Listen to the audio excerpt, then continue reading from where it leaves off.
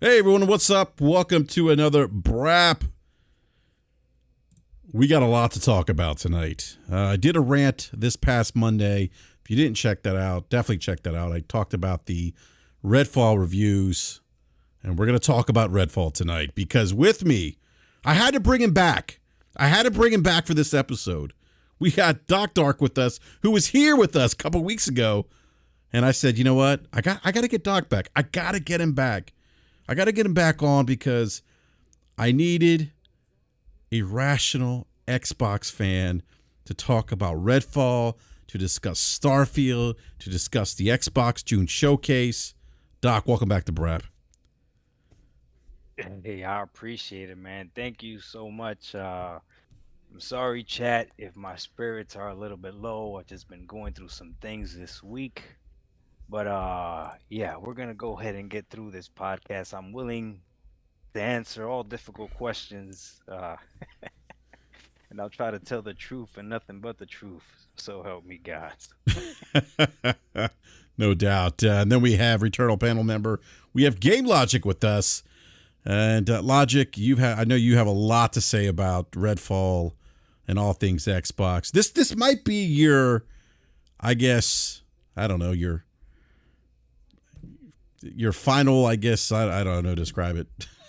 But welcome back. Yeah, thanks, man. I mean, I may really not have that much to say about Redfall, but we'll see. We'll get into it. Yeah, no doubt. But I also want to give a big shout out to everyone in the live chat. Everyone, thank you so much for hanging out with us this evening. We have about 50 people watching now. Please smash that like button. We only have 17 likes. Let's get up to 50. I really appreciate if you do that. And then I'm going to drop a link here in the live chat. Please retweet the link or post it on your favorite social media platform and let everyone know that we're live. So, yes, Impatient Fires has been real tough for Xbox fans. This is why Phil needs to go. I've been seeing that quite a bit, that Phil Spencer needs to go. I don't know if I necessarily agree with that. I do think Phil Spencer's done some good things, some really good things with Xbox. I mean, Game Pass is his brainchild, if you will, and I think that was a good thing to introduce that subscription model as a value proposition to console gaming.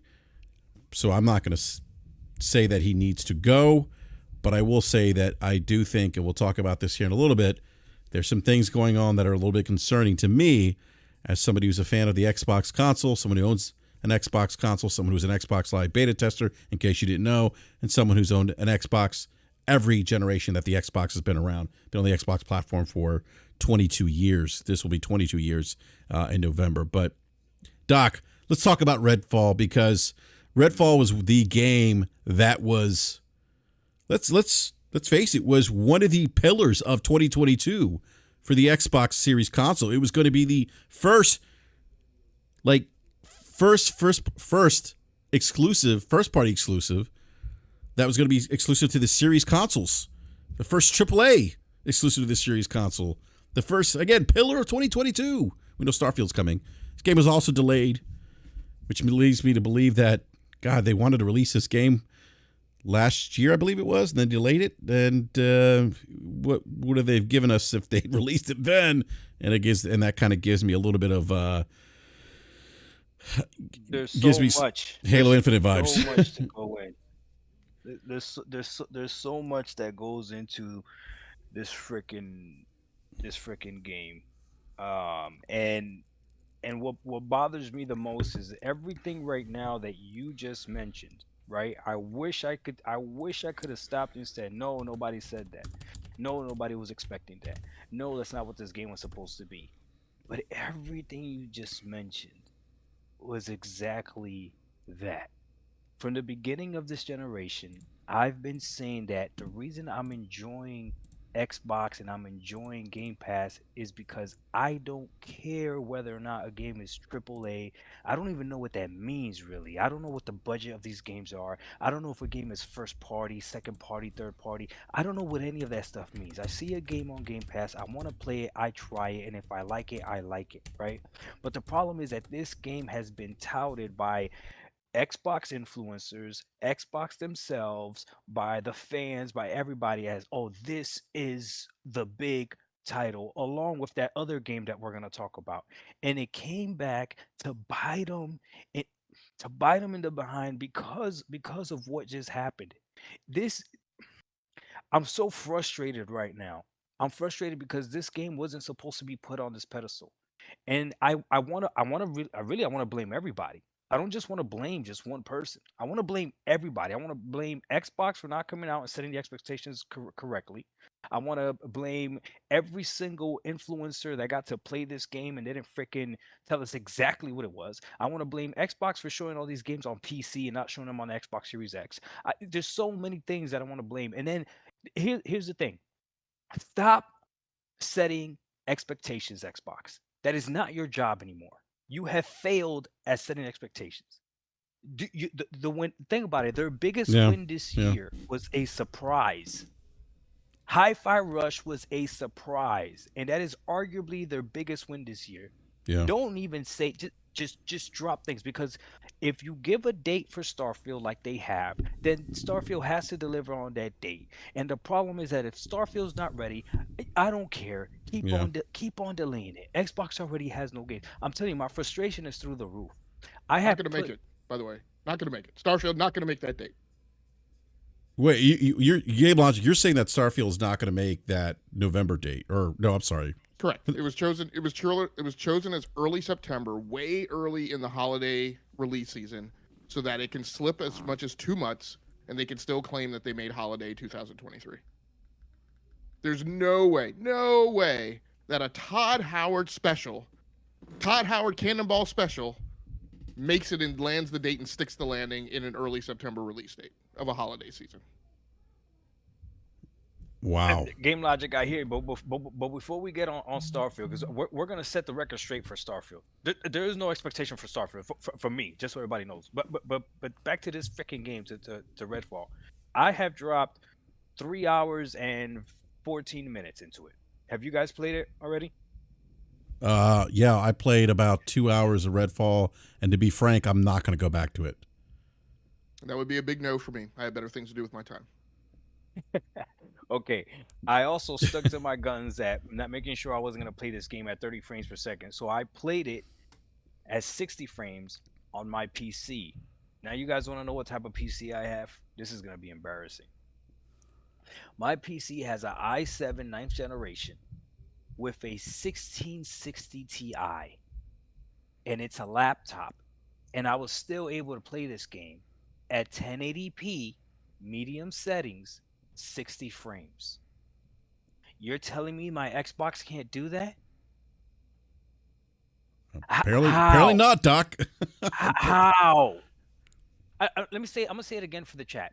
It is an i7 9th generation with a 1660 Ti, and I was averaging 60 frames on medium settings. By the way, Doc, Capono 5150 says, "Dude, you need an update." Oh, for sure. I mean, one of the things that we should point out that's super interesting about that, the 1660 Ti has 6 gigabytes of VRAM. Yeah. 6 gigabytes of VRAM. Yeah. In comparison to the Xbox Series X. What does the Xbox Series X have, Logic? Yeah, what does Xbox Series X have? Yeah, it has 16 gigabytes, right? Okay. I don't recall. I haven't looked at specs since like the beginning of the generation, but I'm sure somebody in chat has corrected me already.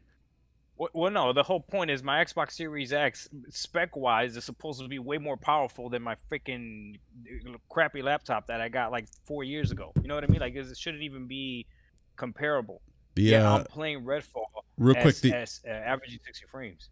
Real quick, the Xbox Series X has 10 gigabytes of VRAM. Yeah, that's crazy. Oh, it's got 10? 10 gigabytes. Has 4 more gigabytes of VRAM compared to your card. Yeah, that's insane. So to your point, I mean, but again, I mean, like, there's no... You would imagine the Series X would be able to run... Hold on. Who said that in the chat? What's that? There's 2 people that said it. Jason Amos said it, and Philip I can't pronounce that. Yeah, I mean, I may be mistaken. It's got 16 gigabytes of VRAM. Now, in normal run, some of that may be allocated to operating system, but Yeah, the that's what hardware it is. spec is 16 gigabytes. Yeah, that's what they said. 10 gigabytes allocated for you to use. Yeah, and 6 for the operator. Yeah, that's what they're saying. Okay. But still, regardless, I was able to play. So 3 hours. So I played 3 hours and 11 minutes of this game, and this is what I'm gonna tell you guys. Right? I just being 100% honest. Okay, 100% honest. Right? If this game had no expectations, right, it wouldn't be considered a bad game. It wouldn't be considered a good game either. It would just be all right. I would put it in a category as something like Gungrave. I don't know if you guys played that or not, where you're No. not really expecting it to wow you or anything like that, right? But it's on Game Pass. Let's go ahead, try it out. Let's play it. And who knows? Maybe it's mindless, endless fun, right?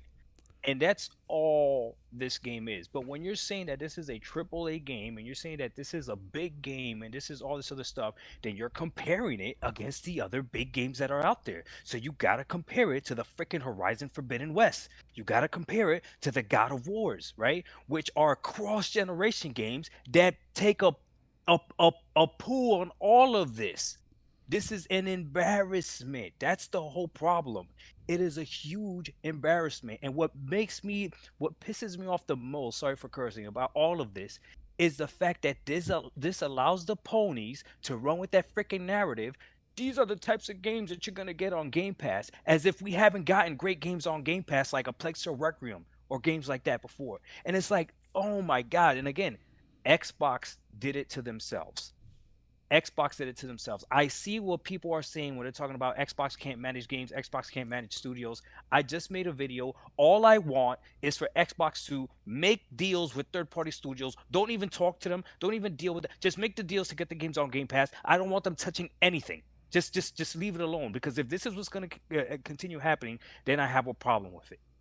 This is not okay. I'm going to stop because I'm going to keep ranting the whole time, but Redfall means a lot. So for every single person that's out there, all these little content creators that are Xbox content creators that are trying to say this is not that big of a deal, or you see them on Twitter, this is just one game, this isn't that. No, they don't understand. They hype this game up the same way they're hyping up Starfield, and they need to stop freaking hyping up Starfield.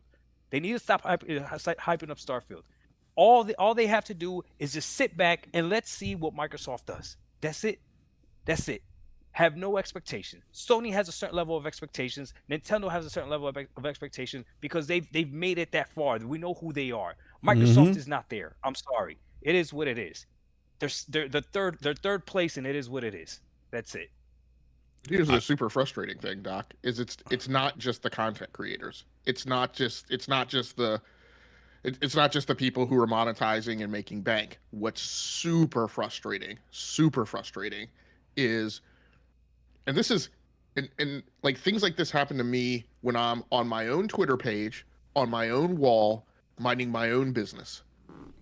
Like the weird, super strange thing of, let me post how I feel about Xbox. This is about me and my relationship with Xbox, being someone who has spent my own money, right? Who was continuing to spend their own money in Game Pass, contributing to Xbox $180 a year. Because I never bothered doing the $1 deal. I did the $1 deal for like 3 months, right? But I'm just normally accustomed to paying my own way, right, for everything. But what's super strange is how these guys show up in some strangely, weirdly coordinated thing, like as if they were all DMing 5 minutes before they show up on your wall, right? Let's go get this guy.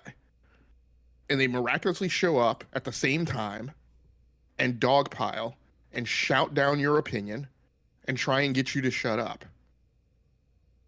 Because what they will claim is that this is just one game, everything's fine, you're being too demanding, you don't know what you want, you're just a pony trying to get followers. What they don't hear and what they do is they just don't listen. They don't listen to, it's just one game thing. I'm like, are you kidding? Have you not been listening? No, it's not just one game thing. It's been Halo Infinite. It's been the Forza Horizon 5 pinch hit for the absence of Forza Motorsport. Like a guy showed up on my wall today. He's like, you're not a game developer. First of all, look, if That doesn't if even matter. if you're an American, I mean, first of all, I've just built things more complex than video games, and quite frankly, I've built stuff that keeps you safe at night. So don't come on my wall telling me I'm not a game developer as you're entering argument. You don't know who I am. You don't know my background. You don't know my education. You can kick rocks and pound sand, right? Yeah. So that's first of all, which is again a common Xbox fan obfuscation and deflection. Let me tear down your character rather than keep to the issues at hand because I cannot articulate my argument with sufficient intellectual level to actually hold my ground and state my case. Right? But these guys show up and they say all those things, right? And they say it's just one game. And I'm like, again, it's no, maybe Forza Motorsport could not have gotten there from a development standpoint. But as I've said on here for the last several weeks, what you don't do is you don't talk to me like I'm stupid. You don't talk to me like I don't know what the release cadence is or was of Forza Motorsport. That I don't know that Turn 10 built the game and built the engine and then handed the engine off to Playground Games. So on the next release drumbeat, you would get Forza Horizon. And then they would leapfrog in a TikTok fashion in the same way that GPU architectures increment, in the same way that the Intel architectures increment. As if your fan base doesn't know that. So what you do is you be a man and you get on stage and you speak to that. You message that. You say it was our intentions to get there, but there were various things that came up and we weren't able to make it. But what we are doing instead of that is this. What you don't do is just talk past it. I constantly compared the bad messaging of Sony in the overlap between the end of Gen 8 and the beginning of Gen 9 and the Sean Layden mealy mouth talking out of both sides of his mouth about crossplay. Right. And when the fact of the matter is that they were maneuvering to try and get the revenue parity clause in place. Right. So that people would have to pay them, so that developers and publishers would have to pay them for any revenue leakage that they felt was due to crossplay. Right? That was bad. That was a bad look. What you don't do is great Scott, you don't put Sarah Bond on stage. Force her out on stage. She's not a development lead. She's not in charge of the production pipeline. She's part of the marketing and sales team. What you don't do is you don't push her on stage, tell her to say 12 months 3 times, stand up on a desk, jump up and down, set a trash can on fire, and say you're going to be playing all these games in the next 12 months. And then when I say that was bad, they shouldn't have done that, would you tell me as a fellow Xbox fan, as a supposed fellow Xbox fan, is I shouldn't have paid attention to Sarah Bond and what she said. I should have paid attention to the small print in the lower right-hand corner of the JPEG that they flashed up on screen that says targeted in the next 12 months. Bro, that's like the same people that argue when I tell them that this game should have definitely been 60 frames. And they say the Xbox box says up to 60 frames. And it's like, you know what? Like you said, go kick rocks. It's the Xbox Series X. If I was playing on the Xbox Series S and I was playing at 30 frames, and I understand I'm not going to complain because I'm paying $200 less. But if you're going to tell me like, oh, it says up to, if you want frames, play on PC. And these are the same people that supposedly love their Xbox. And it's like, okay, so then you do want me to go to PC. Is that actually what you want me to do? Because if someone like me goes to PC, you're going to lose any logical arguments that you have. Because everybody else that argues for the freaking Xbox brand is the amount of grace that they give them is just ridiculous.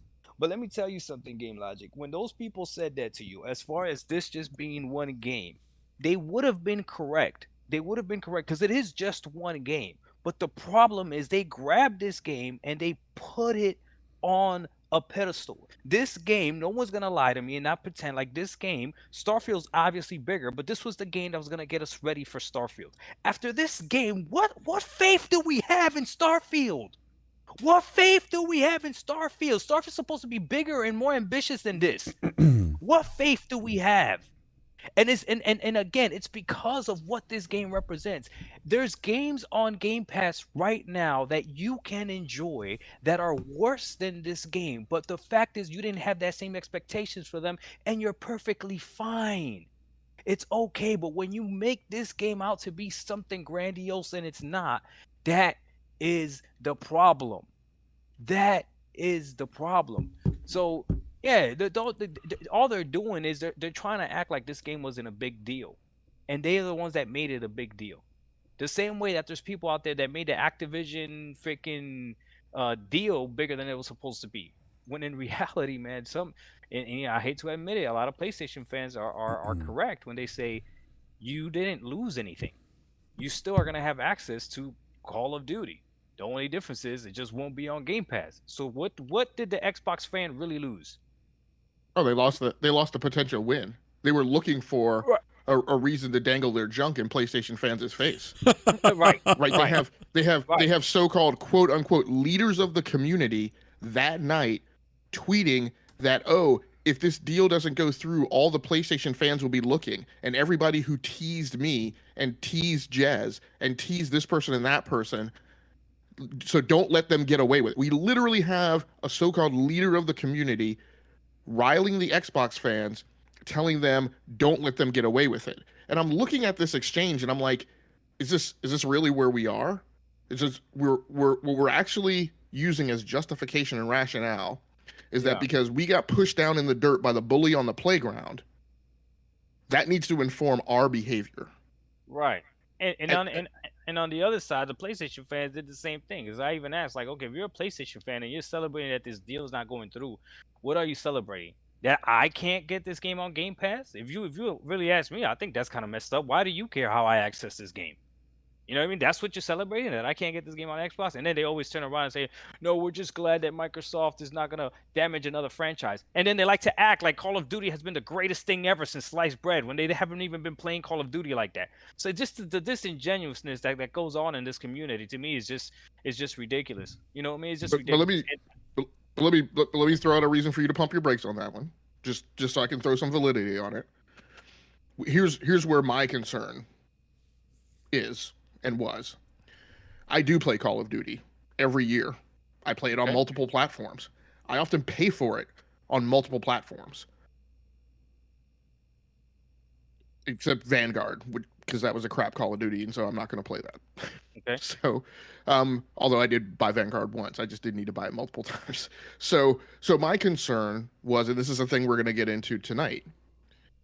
So Microsoft seemingly decided that its best strategy was to go peanut butter Call of Duty around to every Tom, Dick, and Harry with 10-year deals, Mm-hmm. and that feeling that was going to convince the regulatory agencies and particularly the CMA to roll over and play dead. And so my concern is, that's Call of Duty. Now you look at Forza Motorsport and how it's been treated. You look at Halo and how it's been treated. You look at Redfall and how it was treated.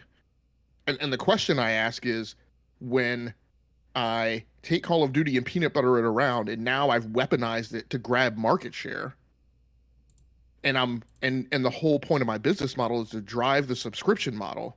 Mm-hmm. Does Call of Duty become the thing that just has to get out the door to feed the subscription machine? Does Call of Duty start falling prey to the same things that incentivize the decision making around Halo, Forza Motorsport, and Redfall? Because that I don't want. And yeah, Call of Duty might not be the bomb in comparison to some other things, but some years there are pieces of it that are just as good as anything else on the market. Some So years the single player campaign is one of the best first person shooter campaigns out there. And the so multiplayer, I mean, people can complain about its value, but the multiplayer is good enough to drive a crap ton of revenue, of the course, largest revenue in the of industry. course, it's a huge game. Yeah, of course. So this is how I would answer that, right? And obviously you self admittedly that you play a lot of Call of Duty, right? But before this deal, when this deal first was announced and it looked like, okay, man, this is about to go through all this other stuff, whatever, a lot of the PlayStation fans, the first way they try to dismiss it was like, "Oh my God, Call of Duty!" Like, "Oh, who cares? That's what's the big deal?" Blah blah blah. This and that. Call of Duty hasn't been good since whatever Call of Duty you want to name, right? It's just Warzone and all this other stuff, whatever. Then once it started to look close, then okay, people got a little bit worried, and then when they realized that if this starts going to Game Pass, and yeah, a lot of casual gamers might look at it and be like, it just makes more sense to go, the Xbox route or whatever. But where I will agree with you is you mentioned Redfall. So for someone like me that hasn't been following Xbox since before this generation, I didn't see what the big deal was when Microsoft had a hold of a game, or the whole notion that Microsoft doesn't know how to manage games and all this other stuff, right? I have to look at what I'm seeing. I have to pay attention to what I'm seeing. It looks like everything they touch, right? Everything they touch so far, if they're the ones that have their hand on it, they're not fully delivering on it. That's a problem. That's a problem. And again, that's why when they tell you that this is just one game, it is, but no, it's not, guys. No, it's not. This is coming from someone that I'm telling you right now, I play way more on my Xbox than I do on my PlayStation. This is not just one game. This was supposed to be a game that was equivalent or even close to something like freaking Forza Horizon or something like that. It's supposed to be a big Xbox game. Dog, I hate to say this, but Astro's Playroom is more polished than this game. Astro's Playroom is more polished than this game. That's a huge problem. And again, it's because of what they made this game out to be. If this game was just simply like, hey, here's a game, here's a new game, that whole free to roam multiplayer, go ahead, play it if you want. If they just would have dropped it like that, okay, cool. No one would have had expectations. Some people would have liked it, some people don't. Because there are people right now playing it that are having fun playing it. Some people are right now having fun playing it. But again, when you're going into this game like, yes, Redfall's about to drop, and you start playing Redfall and it looks like a bootlegged Fortnite, that's a freaking problem, man. That's a freaking problem, man. Yeah, so I want to go on a little bit of a rant here because, Logic, you said something about the community, and Doc, we were talking about this before we went live, and you said, hey, save it for the show. Right. Look, part of the issue, and you mentioned this earlier, Doc, is that the influencers hype this game up big time. A lot of people in the Xbox community hype this game big time. They put all their eggs in one basket. Redfall was supposed to be, again, the first pillar of 2022, the first big AAA series exclusive, the first, current gen exclusive, because everything before has been cross-gen. Right. And even when a lot of us were looking at Redfall, we're saying, wait a minute, something doesn't seem right here. Something seems a little off. And this is the problem with the Xbox community. This is what Game Logic is speaking to. Anytime you talk about things that concern you with the Xbox, and let's face it, look, there's a reason why. And I'm not saying that you shouldn't enjoy your Xbox. I know, Doc, you have an Xbox. You enjoy playing on it. Last time we had you on the show, you discussed a lot of the games you were playing in Game Pass, how you're enjoying Game Pass. That's great. Like, I'm not gonna sit there and tell anyone who owns an Xbox that they should not enjoy their Xbox if they're enjoying the Xbox. That's great. That's great. But the reality is, there's a reason why the Xbox console is in third place in install base. There's a reason why the Xbox has been in third place, going on a consecutive generation now. They're basically being outsold again by the PlayStation 5 2-1 like they were last generation. And this is in the midst of them having Game Pass and acquiring all these studios. They're still third place. That is not enough. Those acquisitions haven't really moved the needle. Game Pass really hasn't moved the needle where people want to go out and subscribe to Game Pass or want to go out and buy Xbox consoles. You don't believe me? Just look at the numbers. The Xbox console being down year over year. That's not their goal. Their goal is not to. They know they're not going to catch PlayStation. And I think they knew that since the beginning of the generation. That's why they want to get gamers other ways. Doc, they're going to get gamers on the screen that you already have. That's why Game Pass, like that, they literally are cutting themselves off. Like they are perfectly okay if you don't buy an Xbox. Like they've made that clear. They don't even promote the Xbox Series X. No one's seen the Xbox Series X commercial. You don't see one. But here's the thing: if you look at the revenue numbers, like Game Pass is a small percentage. Even Phil Spencer's come out and said it's going to be about 15% of our business. Game Pass is. They want to grow Game Pass subscriptions. You're going to have to get more people to buy the Xbox, so you have more people to sell Game Pass to. I know they have other avenues of doing that through mobile and through PC, but for right now, they still need to move units, and if they're not okay with that, or if they're okay with, growing Game Pass in other avenues in other ways, then what's the point of the Xbox console then? But let me go back to my point here. You're 100% correct. You just said it. Yeah. You're 100% correct. What is the point? What is the point of the Xbox console? I'll tell you. I feel so stupid because I used to think that the Xbox Series S was the console that didn't make sense. No, the Xbox Series X is the console that doesn't make sense. All these games are not utilizing the full potential of the Xbox Series X. There's games that run better on PlayStation constantly. So it would have been smarter for me to get a PS5 like I do and an Xbox Series S, and I would have been perfectly fine. Because then at least, again, my expectations matter. Expectations matter so much. When you go to McDonald's, you're buying McDonald's. You're not expecting a 5-course meal when you go to McDonald's. So the expectations is the problem. So when you're looking at this black box here, and it's a powerful console and 12 teraflops and it looks amazing and all this other stuff, and then you keep seeing over and over again that games are running better on the other console, and then there's a little console that you could have gotten for $200 less that would have been able to play the same games, maybe a little bit slower, but you understand that it's disingenuous. It makes you feel bad. I'll be honest with you. Like, they need to prove that there's a purpose for the Xbox Series X. I can't even sell an Xbox Series X. I can't sell you one. I don't even know what to tell you to make you go buy one. That it has a disc drive, when games like Hi-Fi Rush don't even have a disc, and that's one of the better games that dropped this year. What are we doing? Ghostwire Tokyo doesn't have a disc, and it's got. So what am I can't tell you because it's more powerful, because you're gonna have a better experience playing that game on the PS5. And again, these are all facts. So I understand what Microsoft is doing. What they don't want to go head to head with PlayStation. They're trying to fight a different battle. The problem is that either they lied to us or we missed the signs from the beginning. So them not selling the same amount of consoles as PlayStation, they're not worried about that. If their subscriptions don't keep growing like they wanted to grow, that's what they're worried about. And I'm pretty confident their subscriptions are still growing. Maybe not as fast as they want, but they're still growing. And they're the only ones that have cloud. Like, no one else has cloud. Like anyone can say whatever they want. There is no cloud service out there that you would recommend to anybody right now except xCloud. You wouldn't. I mean, I wouldn't recommend Xbox Cloud Gaming either. I Right, mean, it's right. But if somebody came to you and said, the only way I want to play is on the cloud. That's the only way I want to play. I don't want to buy a console. I only want to play on the cloud. That is the service you would recommend. You wouldn't recommend anything else.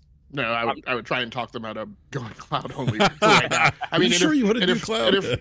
And if they were, and look, I'm a big cloud guy. I mean, half of my career has been made on the cloud. So, I mean, I wouldn't recommend that they pay $15 for Game Pass Ultimate to get access to Xbox Cloud Gaming. I would tell them, use it, but use it to access free to play games.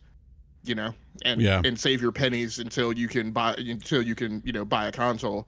And then that way you'll be able to access those games on your console. I mean, the one thing I would just throw out as a cautionary tale is for me right now, and again, I'm a person who dives deep into numbers and finances.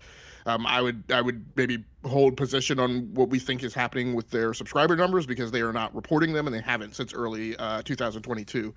So at that count, their numbers were like 25 million. And we don't know, right, what those numbers are now. And while I will constantly tout that Apple doesn't report iPhone numbers, and Google doesn't report Pixel numbers, the problem is that Microsoft has shifted around in its seat a couple of times on this revenue reporting train with regards to the games division. And they stopped reporting Xbox Live subscriber numbers in 2019. They stopped reporting console sales numbers, last generation. What they had settled on is that they were going to report Game Pass subscriber numbers. They tied that to Satya Nadella's bonus, yada, yada, yada. I don't put too much stock in that last thing, but the fact of the matter is that they have gone cold, dark, and quiet on reporting Game Pass subscriber numbers for, going over a year now, which I just have to start putting in the bucket of all of the other things that they don't speak about, which seem to continuously turn out to be bad news stories with regards to gaming. Yeah, I do want to. I'm sorry, give me a sec here.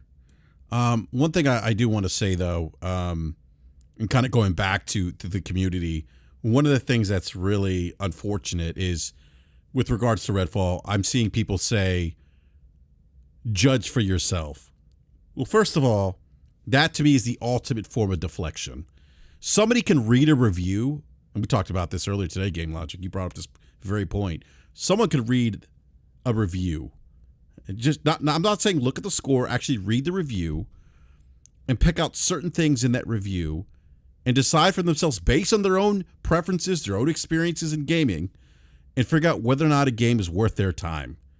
But telling people to, judge for yourself, that is deflection. That is my frustration with not everyone in the Xbox community, but quite a few people in the Xbox community who do this.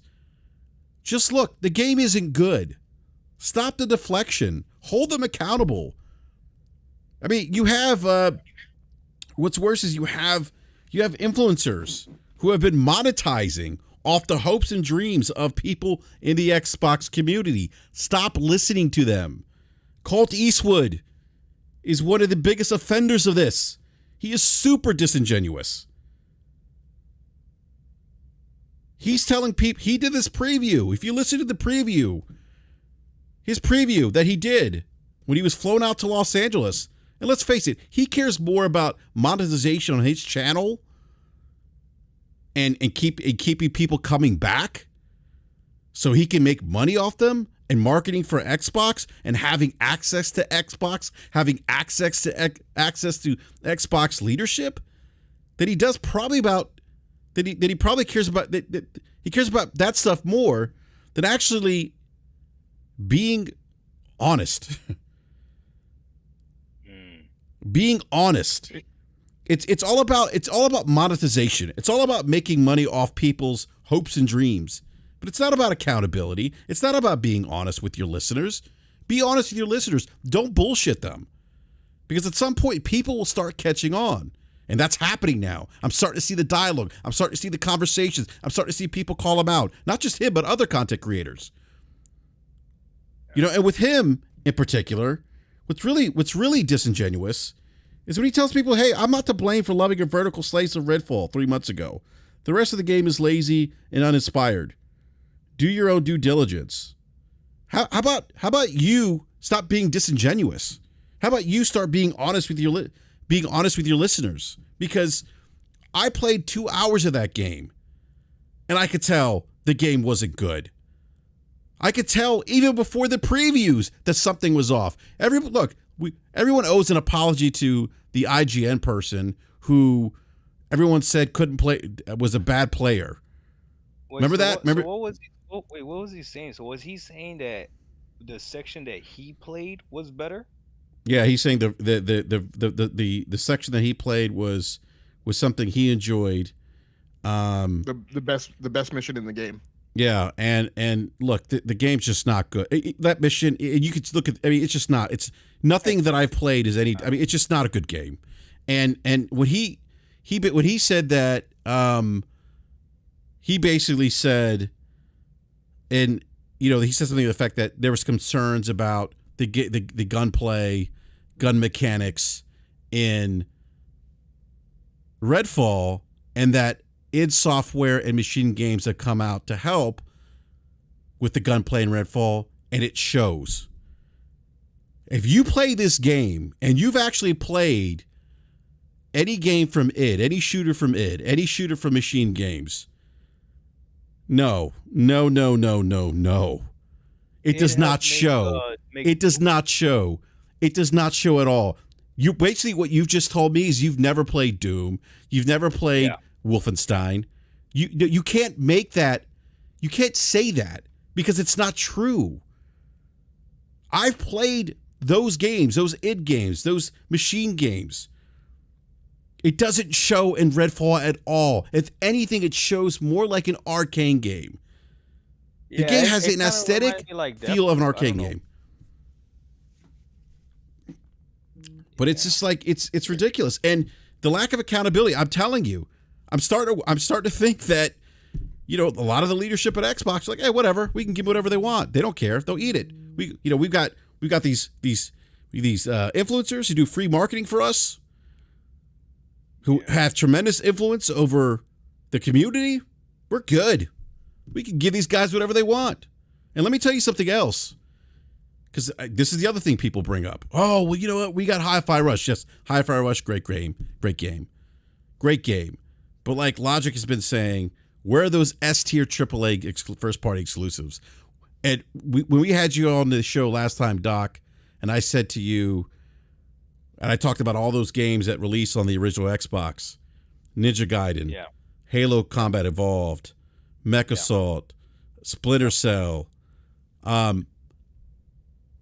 We don't have those types of games. Like, I didn't buy an original Xbox to play games like Fusion Frenzy, to play Blinks the Time Sweeper, to play Voodoo Vince. I bought an original Xbox to play Halo Combat Evolved, to play Dead or Alive 3. Some dude actually threw out that gunk yesterday. Yeah. As an example. Like, and I mean, and the problem with the things that, you know, the titles you're bringing up and the titles I brought up and the whole thing about, you know, it's not just one game or play it for yourself. The problem is that is I would strongly suggest that people start recognizing, you know, where you're incentivized and what is the causality behind the statements that you make. That is a very Game Pass oriented statement. I used to make it. Right? Hey, this game is great. It's in Game Pass. I can access it for free. If I stick with it, maybe I'll pay for it. Right?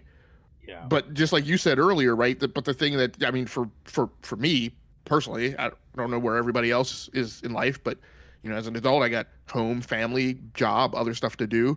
You know, I'm not going to spend my time with a you know, at making an attempt to check out a mediocre game. There are great, you know, we go back and forth about people who love to point at Metacritic, right? So let's go down that route, as I often have challenged before, since everybody wants to bandy about Metacritic and Forza Horizon is a 92 on Metacritic. Yeah, okay, fine. There are plenty of games that are rated 80 or above on Metacritic that I don't have the time to get to.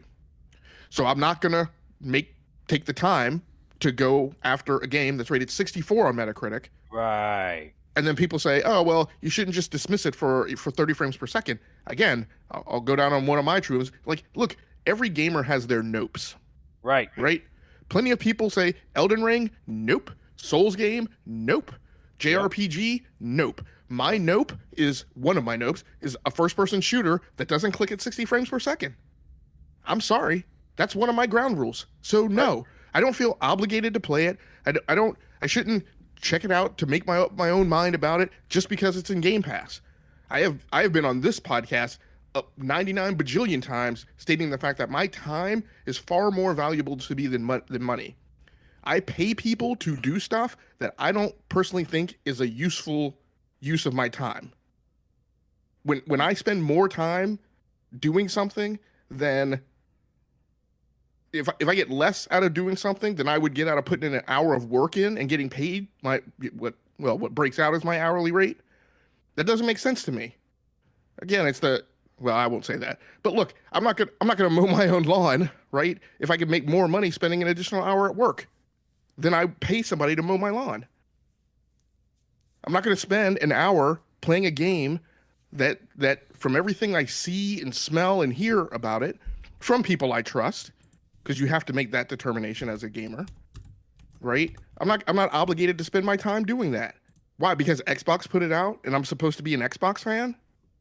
No, that's not my responsibility or my obligation. It's Microsoft's responsibility to make me want to spend the time to play that game, and they didn't do that.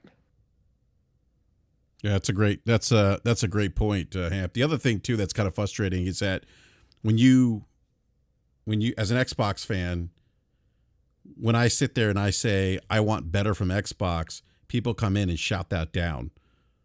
Like, so this is where we are. Like, you're being critical of people who want better quality. That's quality is a bad thing now.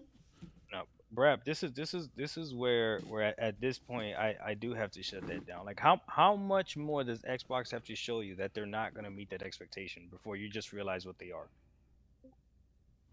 How many more times do they need need to disappoint you until you realize what they are. Again, I started playing with Xbox this generation, and I can already tell.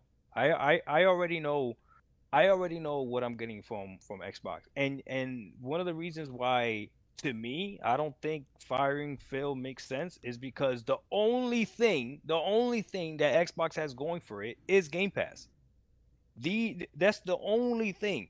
That's the only thing. You can't sell an Xbox period without mentioning Game Pass. What game would you tell them? You need an Xbox for this game because this game is a. You can't. It's the experience of Game Pass and everything that's in there. And like Logic said, being able to go through and not waste your time. And maybe you like first person shooters, you go ahead and filter it, put it through first person shooters, see which one you haven't played in a while, or which one of those you haven't played and you play those. You like certain types of games, sports games, whatever, filter it through sports games. You like adventure games, filter it to adventure games. And there's a lot of great things on Game Pass that I know a lot of people haven't played that you could go ahead and try that way. But as far as getting brand new great experiences and stuff like that, we're not getting it. And Redfall was supposed to be that, and that's why people don't understand. Like Redfall is supposed to be that. Everyone's telling me that as Dusk Fall is a great game. Pentiment is a great game. The same thing that Logic said. I don't have time to waste on games like that. There's so many other things that I want to play, old and new, that I just don't want to waste my time playing. I'm glad that it's a great game. So I'll even reverse it. I'm glad that it's a great game and that people liked it and that it got great Metacritic scores, whatever. But it's still not my type of game, right? So the only time I would tell somebody, yes, just go ahead and try, is if it's a game that you've actually been looking forward to and it's like the genre of games that you like and it's already on Game Pass, man, might as well try it. I played the gunk. I actually enjoyed the gunk, but I had no expectation for the gunk. But I wouldn't tell somebody to go try. If someone said, should I try the gunk? I'd be like, if you want, but there's no way I could tell you I'm playing the gunk. I don't even know how I played. I just saw it on there one day. I was like, oh, let me try it. And I tried it and ended up liking it.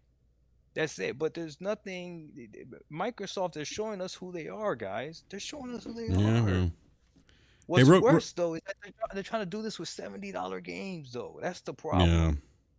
Hey, Doc, real quick, let me get some super chats here real quick. And by the way, we have 304 people here watching, 62 likes. Let's smash that like button, please. Get some more likes in here. I do want to get these super chats real quick before I get to Forte and Falky, who's joined us from Australia. Let me grab these super chats here. We have Seven Dragons with the $5 super chat. It says, traded in my Series X for a Switch OLED Tears of the Kingdom edition. Tears of the Kingdom comes out next week. I am looking forward to that. Jesus, some of the previews already are saying that this is a potential Game of the Year contender. That's crazy. Just previews. Eater79 with the $5 super chat says, Microsoft sells dreams and promises. Microsoft's been selling AAA Wolf tickets over 10 years now. Microsoft did not want to create AAA games. Wanting 2 billion gamers was a hint. Thank you for that. Rashad Jacobs, thank you for the subscription as well. And then we have Novi Nav with the $5 super chat. Says, let's talk about the truth. Don Matrick did the best job at creating an identity for Xbox brand. Xbox has lost its identity. Thank you for the super chats, everyone. I appreciate it. I want to go to Forte and Falky. Gentlemen, I'll go to you first, Forte. Forte, have you played Redfall? What are your thoughts about the whole conversation around Redfall and everything that's happening? So, first of all, how are you guys doing? This is a great show to get home from work and actually hear. The conversation is great, but yeah, Redfall's that thing. I already knew I wasn't going to play. I'm sorry. Can I ask you a quick question? Yeah, go ahead. How are those Tears of the Kingdom sales coming along? The Switch bundles. Oh man, can't wait. I meant to ask you about that. Are people calling? Midnights everywhere next week, baby. Is the phone ringing off the hook? Oh, bro. Well, I can tell you right now, we're already north of 150 at my store, and it's 150 sold. Crazy. Like 150 pre-order, and you know the bulk of the pre-order is going to come in the week of the game. So you're at 150 pre-orders already. Over for the console. The console? No, the console's already out, man. Oh, I'm sorry. For the game. You talk about the game? Yeah, the game. Yes, I meant the game. I wish we had 150 consoles. Jesus Christ, that'd have been nuts. I have mine though. I'm looking at it right now. It's beautiful. Oh man. All right, go. I'm sorry, Fort. I didn't mean to interrupt, man. I just wanted to get your. No, I wanted but, to get the temperature on taking. Nah, man, that's gonna be a huge game right there. But yeah, man, I didn't play it on Xbox. I refuse to play it on Xbox. 60 frames per second is something that I just cannot rock with when you're coming to like some type of shooter. No, it's just not gonna happen. So I played it on PC and it was no better there. You know, frame drop, stuttering, all this other crazy stuff. Just the overall presentation of the game just isn't something that is super appealing. I think it was Doc that just said that it's like it looks worse than Fortnite, which is crazy. But it's an accurate assessment to that. But I played probably the first 2 hours of it, tried to muddle my way through it, got outside. I mean, I posted a video on Twitter. I don't know if you've seen it, but as soon as I got out of the ship and I saw those water textures, bro, I was like, yo, are these water textures? I was like, so these little bitty drops is making this frame rate just go all over the place on the ground. I was like, no, man, I can't rock with this, man. But what's to be expected? You know, exactly. This is something that's been happening for the entire generation so far right now with Xbox. You know, I try not to get into this back and forth with like Xbox fans about, because I'm an Xbox fan. I try not to go into this whole back and forth about it, just for the simple fact that once they did what they did with Halo, you know, that's my crown jewel. That's the game I care about the most. And once they did, in my opinion, once they disrespected that game by doing it and treating it the way they did, what are they going to do with all the rest of these other titles? So, you know, right now we're just at a situation where you're pleasantly surprised when they do something that is above mid. Facts. Wow. Wow. You should. So is this like? Are you saying they're like the Detroit Lions? Well, yeah. Think about it. Yeah. Speaking of which, I live in Detroit. That's why I became a Patriot fan, because the Detroit Lions sucked forever. But just think about it. Last year, they almost made the playoffs, and people were super excited because a team that was below mid became something a little bit better than mid. And that's exactly what we're doing with Xbox right now. Like, we're selling, like, was High for Rush a great game? I think people was overselling how great of a game it is. I do think it was a really, really good game, but what are you going to get from people when you're starving and you haven't had anything to play that of substance that actually worked out of the gate, you know, in the last couple of years? You're going to get excitement like that. So I don't want to take anything. Yeah, go ahead. Can I capitalize on your Detroit Lions thing, just because it's been something that's been curious in my mind? So absolutely. Again, we're going to talk a lot about today things that I don't personally understand about the Xbox fandom, and for everybody out there in the chat who thinks that this is just another a crap on Xbox episode, I assure you this is going somewhere. It has an ending to the story. Every show should be about that right now, honestly. So one of the things that I was ruminating about today and that I don't understand, and I particularly don't understand the way I've been treated by the Xbox fandom, having been an Xbox fan, is when I understand this behavior when it's a sports team. Mm-hmm. When you live in Detroit and your reality is that you can't move, right? Or even if your reality is I'm not gonna move because the sports team, because the head coach is bad, or because we traded away Barry Sanders or whatever. I'm making stuff up, but when that's not a real option for you, I understand doubling down when your team goes 6-10, 7-9, 8-8, and you say, just hang in there. It's a rebuilding year. It's a rebuilding season. We're going to do what we need to do, right? I even understand when you go through a big drought, right? And the head coach, the GM, they don't correct the ways. Great, Scott. If you were an Oakland fan and you held on during the Al Davis years, like, look, because you can't leave Oakland, I get it. Can't pick up and move. Yeah. But what I don't understand is Microsoft is in Redmond, California. Yeah. There is no physical limitation around how much money you make, your ability to be a migratory worker, changing brand loyalties. Like, there's nothing stopping you. I don't understand this rock hard commitment to every season that they pull the fumble Rooski, that they pull the Leon Let, right? Oh, not hey, leave That they Leon let alone, constantly- man. He thought he had a Big touchdown, cat. man. Big cat. That they constantly snatch defeat from the jaws of victory, right? That you double down, and not only that you double down, because we see this with sports teams, right? I get when you live in a town and you go, don't show that disloyalty to the Eagles, right? Don't come up in this stadium, right, and have evil in your mouth about the Lions. I get that. I get you acting that way towards that fan. What I don't understand is how I'm paying the same money that you're paying, and I'm not bothering you on your wall. I'm just asking I'm paying my money. I personally want something better. My conditions of satisfaction are different than yours. But what you're gonna do is instead of offering me options or maybe giving me some more information, you try and shout down information, spread misinformation and disinformation, right? Which is what a lot of people in the community do, right? But most importantly, that you are going to marginalize and invalidate the feelings and perspective of a fellow fan, right? In the name of protecting of I don't know what you're doing, protecting your own brand loyalty, making yourself appear, something in front of friends. Like I don't get it. Yeah. So just to go off that, I always I say this all the time. I tell people, don't buy something until they give you a reason to buy it. Yep. And for myself, we had these conversations back in 2020 all the time, right before the Series X came out. We were telling people, I was telling people, they say, hey, you're going to get an Xbox. I said, I don't know yet. I mean, I'm playing, like the game I played the majority of the time was Destiny. I'm playing it on PC. I'm experiencing 60 frames per second at 1440p and having a great time.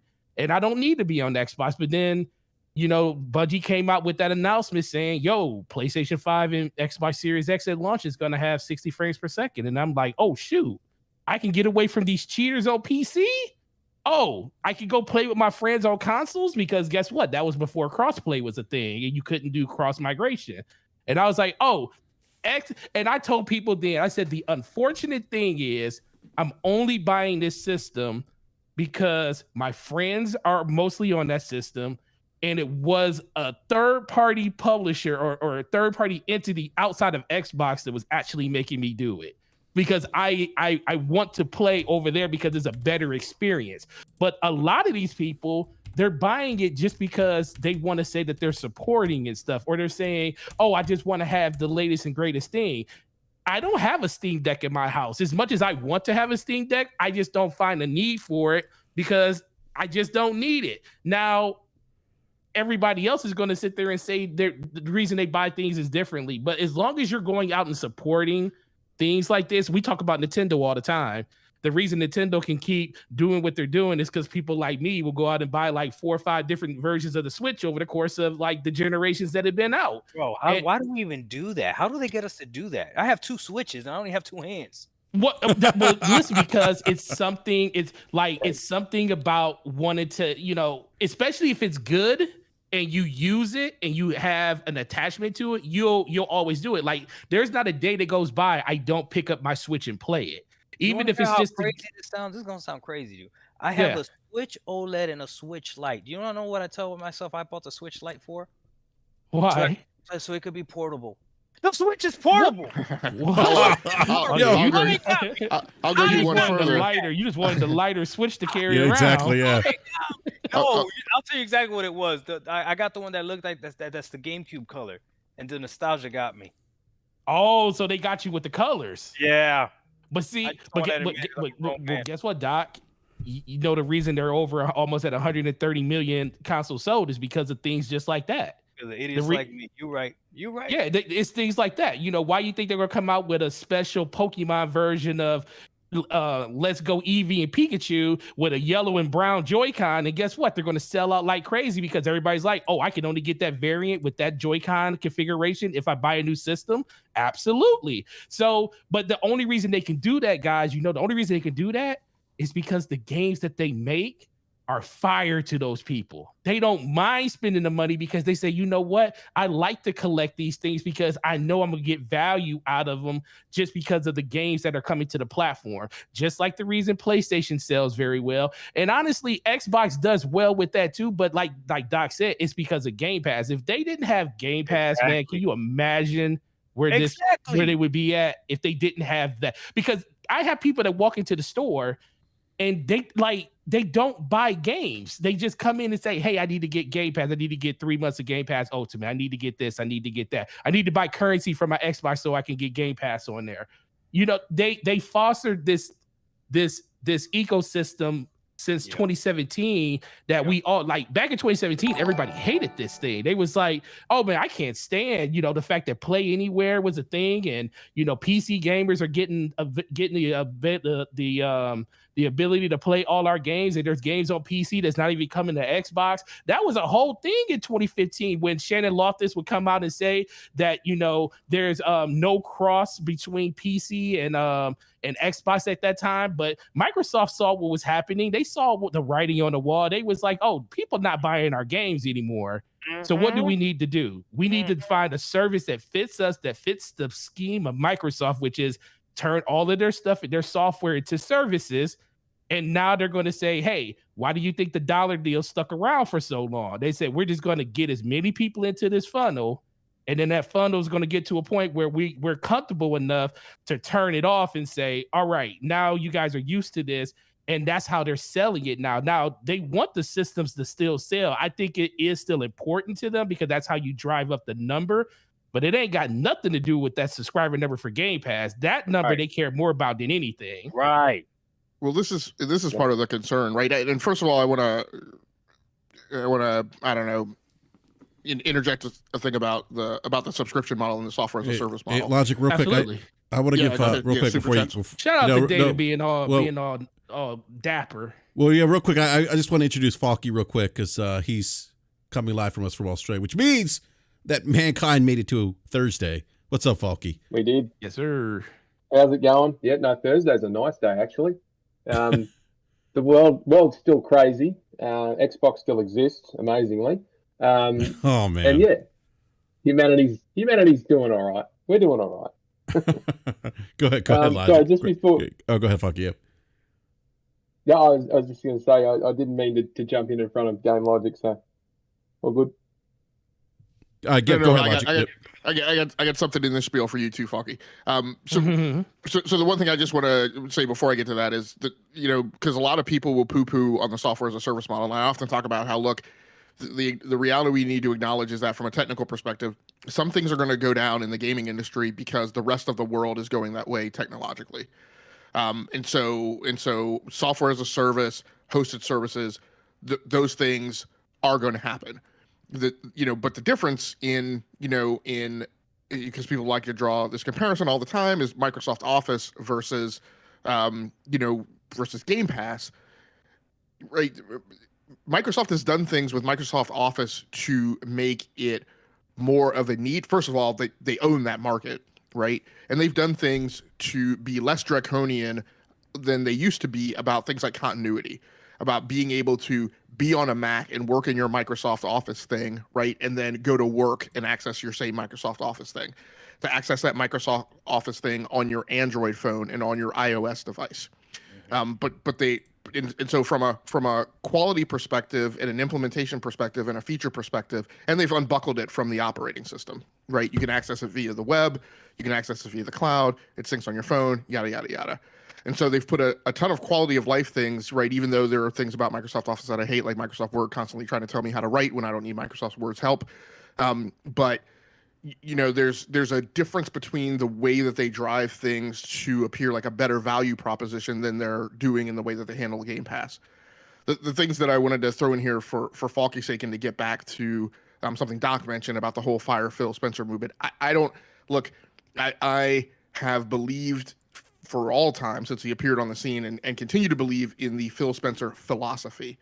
But I spoke on this show, I think maybe a couple months ago, about how, to me, I have to regard Phil Spencer as a multifaceted Phil Spencer, and I have to tune my ears to when I'm listening to the philosopher speak versus the business leader speak versus the technologist speak, right? There are different facets to things Phil Spencer says. But I do want to point out, as I always love to do, I always want to point this back to fact, right? Since 2014, Phil Spencer has been promoted once to head of Xbox, and then he was promoted in 2017 to executive vice president of gaming, and in 2022 was promoted to CEO of Microsoft Gaming. Since 2014, Microsoft has acquired, and you should sit down if you aren't expecting this number. Since 2014, Microsoft has acquired 18 studios. Damn. They have spent somewhere to the tune of between $10 billion and $14 billion for those studios. Game division revenue has gone from $11.386 billion in 2019 to $16.23 billion in 2022. It's an increase of $4.84 billion. So for the $10 to $14 billion that they've spent, they've moved the needle in a 3-year time span by just under $5 billion. Game software sales were at a high of $7.7 billion in 2012. Okay. They went to a low in 2019 of $4.5 billion. And they are now back at a new high of $7.75 billion in 2022. They have moved the needle $500 million net in a 10-year time span for $10 to $14 billion spent. And during that time, they've cratered content and services revenue in a black hole down at $4.5 billion. Now, that's just linear math. Dare I apply inflation to that and look at the real world value, the time value of money of the value of those dollars in 2012 and compare them to the 2022 dollars, and take into account what I could look at as the revenue that was missed in the years that they slid down to 2019, that would be an even worse optic. So my whole point of that analysis that I posted on Twitter was that doesn't seem like a lot of juice for the squeeze, right? So my problem is that, I'm not on the fire Phil Spencer thing, but this goes back to this is quantifiable indication, and part of this is also pushed back on one very popular editor-in-chief, I believe, of a website that constantly cheerleads and pom-poms Microsoft, who said that, they've recorded record quarters, and I'm like, that's not the tail of the tape, right? But this whole thing goes back to accountability, right? The rose is not as red as some people would lead you to believe, and what I don't understand, the analogies that I draw is, what's his name, Joe Belfiore, who was head of Microsoft Office, who's supposedly retired. Right, the reality is he was pushed out because he didn't play well with others. John Forstall of Apple, when Apple Maps came out and was a complete dud and a flop and sullied the brand, Tim Cook said, "You need to make a public apology for this." Forstall said, "No, I'm not. That's software. Sometimes bad things happen." And Tim Cook said, "Okay, thank you very much. You can go play with your software where sometimes bad things happen somewhere else." Right? And what I don't understand, right? Maybe the exodus is out of 343i or indications of something that happened and a shuffling of the ranks. I don't know. But what I don't understand is nobody has stood up and said, "Yeah, we know we're doing bad. Not just that we're doing bad. I know that we've just radically missed the mark." Phil's spoken to that a little bit. He's mentioned that, we can say COVID or whatever, but that's just an excuse, right? Yeah. But again, that was a very small soundbite. That's not a voice track, right? And so the little dollop of accountability has been dropped, but the voice track of, hey, it's going to take us a long time to turn this thing around, right? And this is the problem, right? Too. I'm not going to say that my math is right beyond shadow of a doubt. Although my math is typically more right more often than it is wrong, right? I've calculated that they're not going to turn the ship around till 2025, based on where they are now, with the studios that they have now, and with their productivity and velocity that I'm seeing, right? And with the absence of any comment about what all the other studios are working on and when their games are going to be out, it's not going to be till 2025. So there's no voice track that says, "Hey, it's going to take us a long time to turn the ship around," right? No, the voice track that came out was, "You're going to be playing all these games in 12 months. the voice track that's on the street is 2023 is going to be the best year of gaming ever. Right? It's calendar weeks, 17, 18? Mm-hmm. What was the metric I gave last week? That 30% of the year has gone by? 30% of the best year in gaming? 30% of the year has gone by, and it ain't been 30% good by any means. So I'm sorry, I'll yield the floor to the respectable gentleman from Australia. Yeah, and real quick before we get to Falky, I'm sorry, Falky, let me get to these super chats here. We have a $15 super chat. Thank you, Novinov says, response to Game Logic, to your sports analogy, as an Xbox gamer, I tried to move to PlayStation or Switch, but there's something that doesn't feel right. Xbox feels like an audible experience. Black Metal Gamer with the $2 super chat says, the next line of games need to be great for Xbox. I don't disagree with you there, Black Metal Gamer. We're going to talk about that here in just a second, but thank you all for the super chats. I want to rope Falky in here because he is live from Australia. He's a day ahead of us. Falky, what are your thoughts? The financial analysis that Game Logic just provided is fairly much in line with what I was seeing when I was looking at those sort of windows. The only thing I would add to it is that $500 million net uplift across that entire time period just so happens to coincide with the overall uplift to revenue that occurred once Bethesda was fully on board, or ZeniMax was fully on board. So you could almost attribute it, though it's not technically correct, but you could attribute that most recent performance hike has come out of having Bethesda around, and considering that Bethesda's produced most of the games over the last 2 years that have released, and to the as attributing to the revenue portion then, and that's not just looking at what's released on Xbox. Obviously, the stuff they did for PlayStation, that revenue ended up with Microsoft anyway, as part of honouring that contract. And it's probably a good thing that they did honour that, because it could have been an even worse position. As to go along with the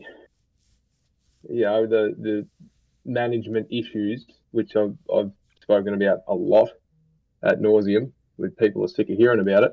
The holding someone responsible when the issue is that far up the chain becomes a difficult situation, particularly when you've got senior vice presidents and C-level executives and whatnot buried into the company via share remuneration programs. They're not going to be in a hurry to be thrown out, and their bosses aren't going to be in a hurry to throw them out either.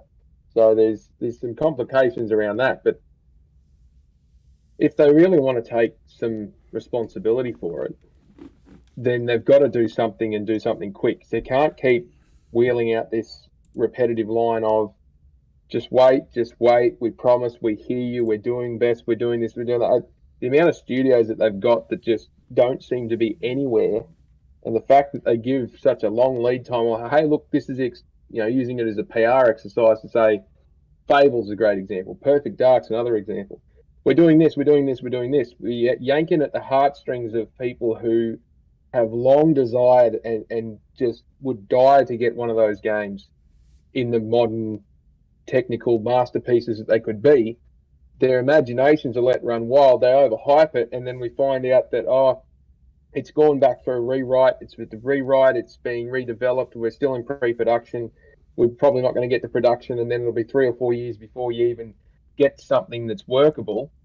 And we're 3 years down that pathway already in some respects, and we still haven't seen diddly squat about them. So management has to take a level of responsibility for it. The problem is the exodus that they've had seem to be all the management level people within the studios that actually gave a damn have decided that they don't want to muck around with it anymore, and they're out. So, and that's not to say they're all gone, but a decent chunk of them have gone and taken a huge amount of talent with them. So, and that's across multiple studios. So the budget cuts are they going to have an effect? Yeah, we're seeing that already. Kicking stuff out the door to try and stop. It's not to make money. Like the way that the Game Pass subscription, the whole business model at the moment, or strategy at the moment for Xbox, from what we can see, or what I can see, is it's in line with what they started doing with Office and whatnot when they started changing that around to to be more cloud based and all the rest of it, around the same time that 2016, 2017, a little bit they did the thing with Game Pass. The application of and I've spoken about this, the application of the business strategy into a direct to consumer piece when they don't have a business to business support like they do with every other arm in Microsoft, every other division offering that they have, is just deteriorating to a point where they've, I don't know what the nice way of saying it is, but it's deteriorated to a point where people just aren't prepared to pay for it. And because the quality's not there and the quantity's not there, but they'll kick these games out because there's no revenue side to worry about because the games aren't selling, and that's clear. They're kicking them out to try and reduce the amount of cost that they're incurring. So the concern should not necessarily be around people aren't buying games and people aren't subscribing to the service. I think there's an even deeper hole to worry about here where some of these games that have been announced, where they've blown money into them, could be on the chopping block in a big way because they're not prepared to stump up any level of cash to get them up and running in the current environment. And that's a genuine concern that I have with management, again, is asleep at the wheel on this stuff. They're just allowing it to float along, and at some point, and I make no apologies for being one of these guys because I'd do the same thing if I was in that company. The bean counters are going to come in and say, nah, it's dead, cut it off, turn it off, get rid of it. And it's coming close to that being a serious discussion just from looking at its performance. Yeah, just before anybody else jumps in, I just want to emphasize, with what I said. I am not on the fire Phil Spencer bandwagon. What I'm saying is that the numbers and the quantifiable, tangible evidentiary output means that, in my mind, that there needs to be some consideration for shuffles of leadership. And as far as I can tell, except for the 3-4-3-I shuffle, that leadership hasn't gone through much shuffle, and it's been relatively static. And we've taken this whole creator-led approach when there's a need for deterministic outputs if you're going to have a subscription game model, and that's going to be your primary. Matt Booty's been in his seat since 2018. So, Slow-Mo and BRAP and I were talking about it today. Like, some of that falls at his feet. You could say not the Bethesda stuff. That's fine. That still falls at the problem I have too is again, I'm not on the fire Phil Spencer train. However, Phil is the CEO. Right. Look, if you're for you people who haven't been around ship captains, right? The captain of the ship, the buck stops there. No one else is ultimately accountable for what happens on that vessel. Right? When you're in a position of leadership, in case you haven't been taught this lesson, you can delegate responsibility. You cannot delegate accountability. That's right. Exactly. Yeah. So let me jump in real quick. Yep. Go ahead, Doc. For a while there, we jumped onto the whole money and revenue and all that other stuff, and I gotta be honest with you guys. That's all that stuff to me. I don't care. I don't care one bit. All I care about looking at it from the gaming perspective, and that's why I agree with the don't fire Bill just yet or Phil just yet, because to me this generation the only thing that's saving Xbox is Game Pass, and all I need them to do is simple. I don't care again if a game coming first party, first AAA, whatever. All I want them to do is to bring great games to Game Pass regardless of where they get them from. It doesn't have to be a first party studio. Like I've never bought a game just because it was a first party studio. I've never enjoyed a game more just because it was a first party studio. I never enjoyed a game just because it was a AAA game. Some games I enjoy more than others. Some games it just depends on the game. I just want great games regardless of where they get them. The only thing that Redfall is showing me is that once they buy something and it's theirs, maybe they don't know how to not worry about managing it. Like, just buy it and leave it alone. Let them do exactly what they did, which apparently reports are coming out now that that's exactly what they did, and that miraculously Arcane just messed this up themselves or whatever. But still, like, if you buy something and then you change the creativity of it, and that's why it becomes worse, and I don't want you to do that either. But I didn't want to ask a question to Forte, if you guys don't mind. Yeah, go ahead, man. All Yeah, right, what's so up? all right, Forte. So you said you're a Halo fan, right? Yes, sir. I want your honest opinion, man. I want you to rate Halo Infinite two different criterias: Oh single man. player and a multiplayer. What? So again, separate them both: single player, multiplayer. Go with Uh, single player first. Single player. I actually enjoyed the single player, so Okay. I actually give the single player pretty high. I probably give that if I said 7 out of 10 for the single player. Okay.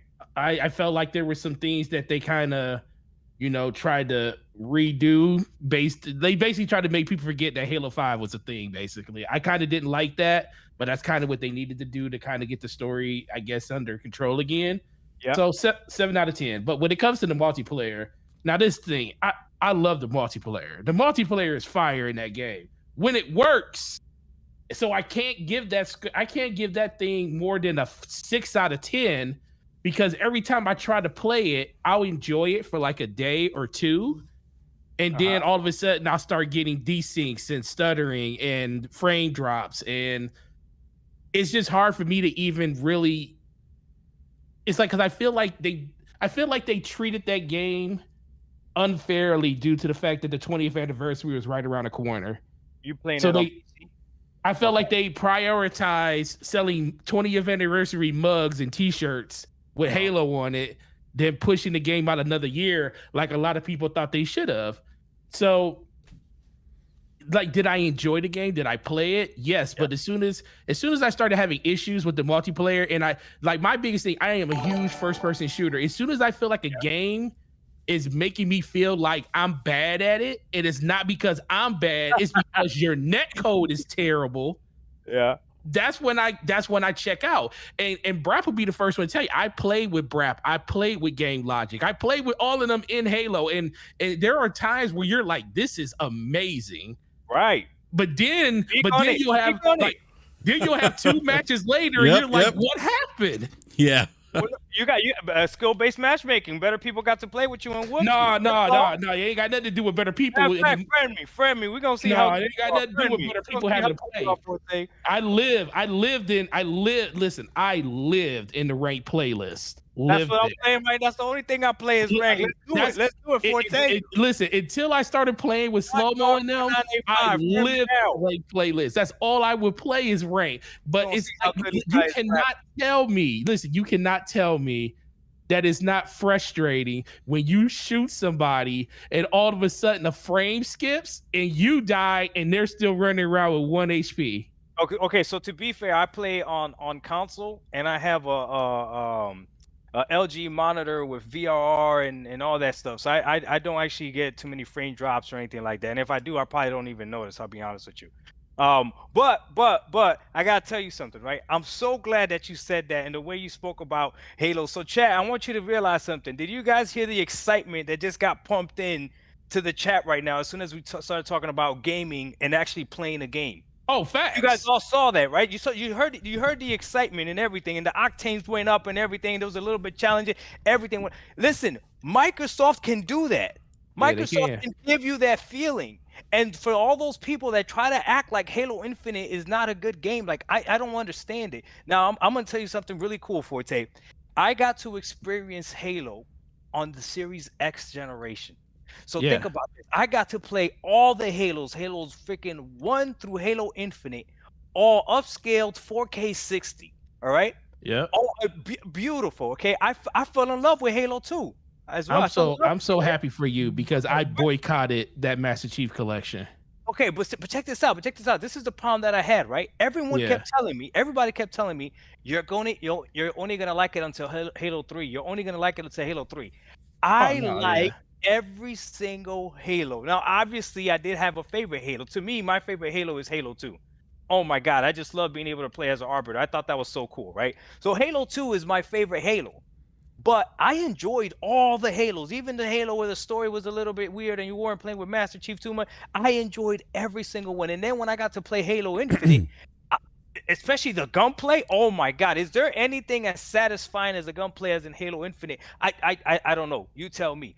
But then when I played the multiplayer in Halo Infinite, I usually play. I only play ranked. I don't play anything else. I don't really play any of the other modes. I don't play big team battles or anything like that. Right. And I enjoy it because the gameplay is fun, it's smooth, it's giving me exactly what I want. You know what I mean? So can I ask you? Go Can I ahead, ask you a question, Doc?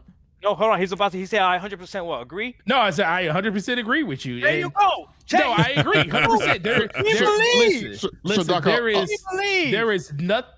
is no, in my opinion, there's only maybe 1 or 2 games that have better gunplay than Halo does. And I play Destiny, and that's one of them. And then take your pick on the second one, or the third one. But Halo, like I say, when it works, when you're flowing, and this is the thing, I'm more jaded just due to how they treated the game. So I have like a moral stance where I just can't keep doing it, because it's like they took something like that I absolutely love. Like when I bought an Xbox. Like I remember when Xbox first announced that they were getting when Halo was first announced, people don't realize it was announced to be on Macs. It was something that was going to be on the Mac. It was at Macworld. Was shown at Macworld. It off there. It was showed off there. And I was like, oh, okay. And then it was going to come to PC. And I remember going to Best Buy to order a Voodoo 6600 because I wanted to play that game. I was like, yo, it's on PC. I wanted to play it. So I went out and literally bought a graphics card for a game that wasn't even out yet at the time. And then Microsoft flipped it and said, yeah, guess what? It's coming to the new system. And I instantly pre-ordered that system as soon as it came out, because that's how impactful that game felt and looked to me at that time. There was nothing like it. Yeah. And so that's how far it goes back. So like when they do it, like I said, it's not just Halo Infinite. It was like the Master Chief Collection. When they released that thing the first time, I felt like it was like, how do you mess up something that was perfect? How do you mess this up? And I literally have not touched Master Chief Collection since then. So, and I refuse to. I don't care if it works or if it doesn't work. I just feel like they did it bold right out the gate. A lot of people enjoy it, and more power to you.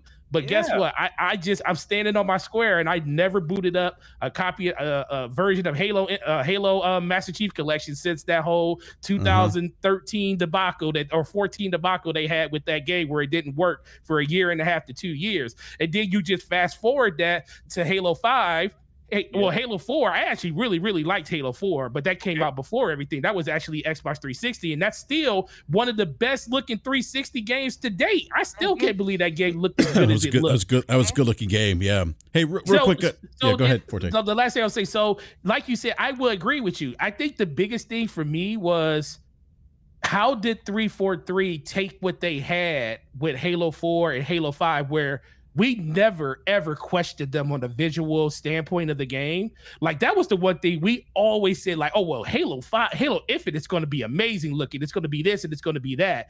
And then all of a sudden we see that first reveal and everybody's like, what in the world is this? And so it was just like a downhill spiral for a lot of Halo fans from just that alone. Now, if people want to be a sip and they just want to just keep playing it just because they want to keep playing it, that's understandable. I understand. I'm not trying to tell anybody they shouldn't play. I don't tell BRAP or Game Logic or Slow Mo that I don't know why y'all playing Halo. No, because they enjoy it. It just comes down to, for me, that game is not. I just can't rock with that game as much as I want to rock with it, because I'm a stickler for a game should work on the day it comes out. Oh, and if it's not working the way it should, I'm out of there. So you don't play Halo Infinite now? I haven't played Halo Infinite since. When's the last time I played Halo Infinite with y'all? It's probably been like months. Yeah, it's been a couple of months. No, not a year. Gotta get you back in. No. We gotta get you back see, in. they did this to me before. They did this to me before. No, listen, they did this to me before. We got them hyped before. No, they did. I fell for this hype before. They did it to me before. We're gonna play eyeball. We're gonna play Captain. I'm good. We're gonna have fun, Forte. Let's go. The moment I see something not working in that game, I'm gonna fight somebody, man. I'm trying to keep my sanity. Okay, fair enough. Let's play a good multiplayer on Sony then. Let's play a good multiplayer on Sony. What do you want to play? Doc, this is what I want to ask you about your comment about fun. So Forte, you play a lot of Destiny 2, obviously, right?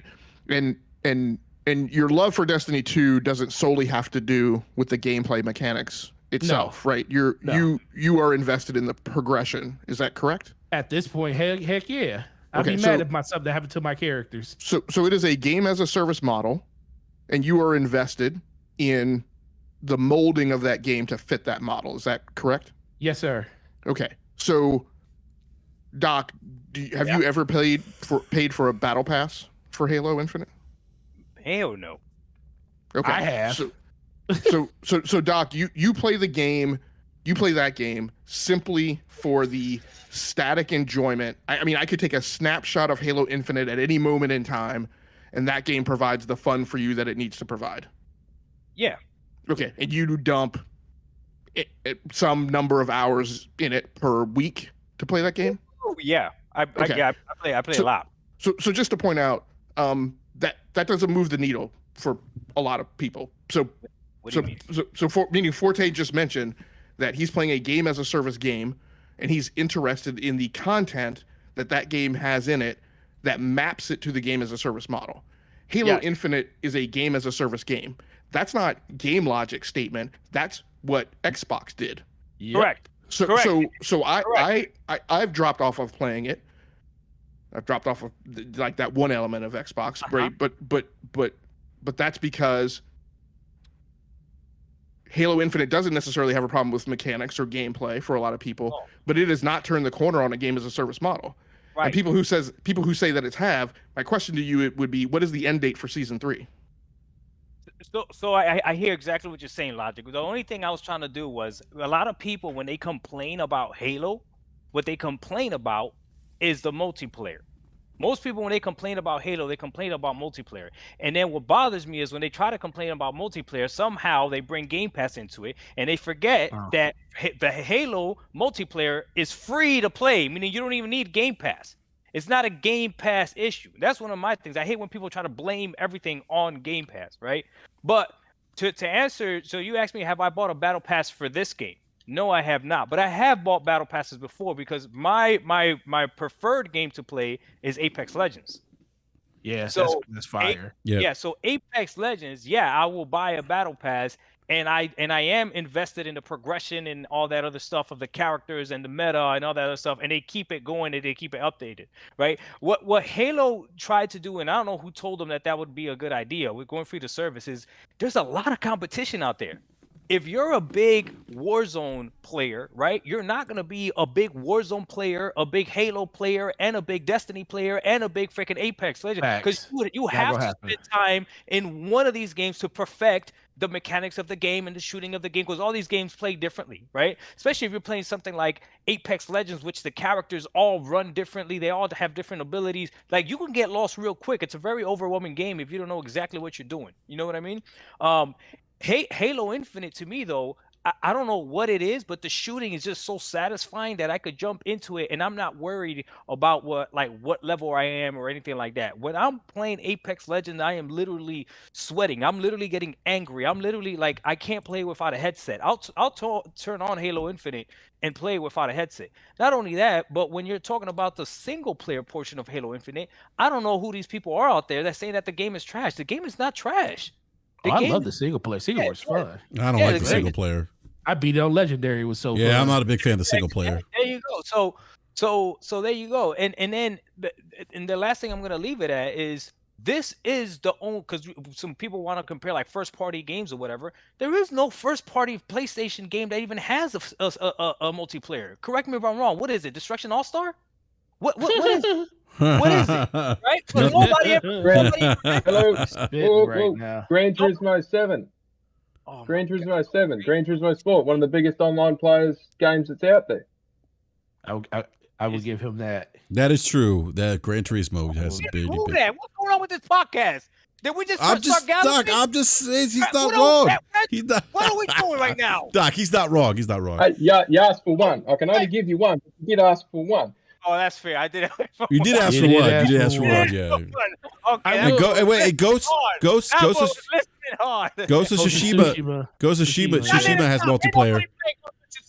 Ain't nobody playing. A lot of people. You said they didn't. Wait, Doc. Doc, you multiplayer Ghost of Tsushima to Halo Infinite? No, we're not doing that. But you Okay, said okay, that you so just stop. said they didn't have any Stop. multiplayer. We gave you Next, examples of y'all gonna say multiplayer games. Y'all gonna say factions next, right? Look, let me.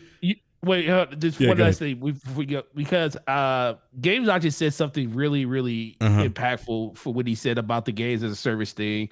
The thing that kind of turned me, because I was 100% in on Halo being a games as a service. Oh, you were? But it failed because it's hard to do. No, we know why it failed, because the moment that they said that season 2 was going to be the length of a whole year, I was like, what? And then I'm looking at the battle pass that we're sitting in already, and I'm like, this already looks bad. Right. Like and the customization and stuff and the armor. I'm like, all of it was, it was fine. I mean, you was willing to give them a break because it's like, okay, well, they're still fixing the game.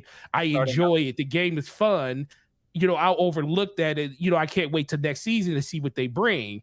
And then they came out with that update saying that season 3 wasn't going to come out until freaking March of the next year. Yeah. And then I was like, I'm good. And then I left the game. And then I think I came back 1 or 2 times because Slow-Mo and everybody else is like, oh man, the game's better. And guess what? The game is better. The game is a heck of a lot better until it isn't better. And something happens. And then it reminds you, because that's the biggest thing. The problem with 343 and what's going on with Halo is it reminds you of all of the bad things. When something goes wrong in that game, just like Microsoft, it's like you can sit there and say that Microsoft's doing better, but then something bad happens. And then it reminds you of all the bad things that's happened with Microsoft over the course of the last generation. I like that. That's fair. And going back to but I'm not gonna lie, that's why I like Logic. Logic be making you think. So going with the same thing that Logic said, right? Being invested in the battle passes and everything in the progression of the game. One of the best things about Apex Legends, and I'm sure it happens in Destiny as well, you don't like every single change that they make. Absolutely not. No, absolutely not. Yeah. But they listen to the freaking community. Right. So like when you start complaining about things, okay, they'll change it and they'll try to tweak it and they might have a reason as to why they did something, so they might have to adapt to it and all this other stuff. It felt like forever before they figured out, like, hey, what are you guys doing with the customization of the characters in Halo Infinite? What are you guys doing with this battle pass? What are you guys doing with these seasons? Right? It felt like it just took them forever. Like they weren't ready for the task that it was to be a free to play live service game. And that's the reality of it, guys. There was something that came out sometime either early this year or late last year that spoke about all the live service games that have failed. Like there's a lot of them. At any given moment, you could go on and look at free games, and there's a whole bunch of games that are live free to service where they think that it's just an easy money grab, but they're competing against the biggest names out there. Every single game out there is competing against Fortnite, which is a monster, right? Mm-hmm. They're competing against Warzone, which is a monster, right? Destiny, another monster, right? What else? Apex Legends as well, a monster out there, right? And those are just games. We're not even Overwatch 2. Yeah, that's a pretty big. Even though Overwatch messed up with the second one, a lot of people didn't like what they did. But here's my struggle, Doc. Right? No, there is no struggle. You love Halo Infinite. Just say it, Logic. Hey guys, real quick. Let's just love it. Say it. Yeah, real quick. Let's wrap this topic because I want to for the sake of time. There's 2 more things I want to get to, but go ahead, Game Logic. No, I'll try and wrap it up. I mean, I hear what you're saying, but kind of like you just mentioned about not being worried about the revenue. Like to me, all those are Microsoft problems. I mean, and it's weird to me. I'm not saying you're making this case, but it's weird to me that Microsoft has this big war chest, $70 billion to go after Activision. People talk about, well, they don't need to worry about the revenue; they can bankroll. Then how about bankroll the battle pass? Like, why are you asking me to pay for the battle pass? For a never-ending season 3, for season 1 that was half-baked coming out the door, for season 2 that you didn't know what you wanted to do with, so you just kicked the can down the road and extended the season several times, once or twice, right? Because you didn't have an answer. And my only thing that I would caution you to, and this will be my last thing, BRAP, is I understand the not being concerned about revenue, but where that goes, and along with a lot of things that other people are saying, well, I'm not concerned. There's enough in Game Pass to play. I'm not worried about it. It doesn't bother me. Is the the player install base on PlayStation is somewhere between 120 million and 150 million. The player install base on Xbox is somewhere between 50 million and 80 million. And that 80 million is a really, really way outside estimate, right? Yeah, you're being generous. It's right. And so what happens over time, and what's going to happen over time, is as that player base market share erodes, right? Potentially, developers what you do is made about Sony's making illegal deals and blah blah blah. I'm like, maybe. I mean, Sony's just making deals, but Sony doesn't need to make a bunch of exclusives to incentivize developers to hyper focus on PlayStation as its primary lead development platform. Right. Developers are going to do that because they think they're going to make more money over there. Just like mobile app developers focus more on iOS than on Android.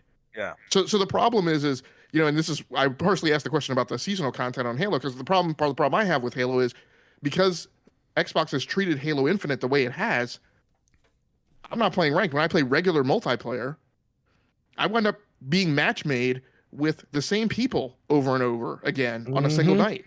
Sure do. And that wasn't happening at season 1 at the launch. That's not just a thing that naturally happens because of SBMM. That's because people aren't playing it. Yeah. And that's a problem. You play multiplayer so that you constantly face new opponents, right? And different people. Right? You play it because you want to go to where the most players are. I've had that discussion a lot of times, on this panel. So the problem is I go back to, I talk about eroding player bases, right? And eroding market share, and how that has an impact, and how that's going to drive investors saying, don't put that much money into Xbox. Why are we doing that with the gaming model? Right? And the way that the fans act, right? It results in people offboarding from Xbox, like I did today. What do you mean today? What did you do? What did you do, Logic? My man took your Xbox to GameStop? That's right. My man Forte's company just got another asset to sell. I got $425 in my pocket. Ooh, I love it. I might have to do the same, Game Logic, to be honest with you, man. I will, because I'm done. Because I've given them enough time. Because I don't need it. As infrequently as they put out the games that I like, I can play them on PC. That's true. Hey, real quick. Okay. Yeah, that's fine.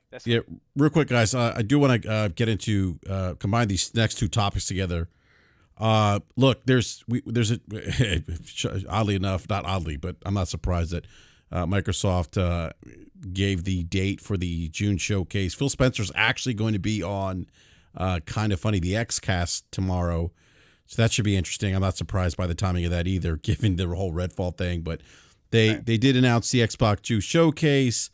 Look, I think the showcase needs to. They need to knock this out. They need to deliver. And I'm not talking about games like Hi-Fi Rush. We need to see the S tier stuff, the big AAA first-party exclusives that speak to the power of the Series X. We need to see those things. The other thing, though, after June comes Starfield, right? Because that's the next big pillar. So I want to ask the two questions out to the panel. Does the showcase need to deliver in terms of showing...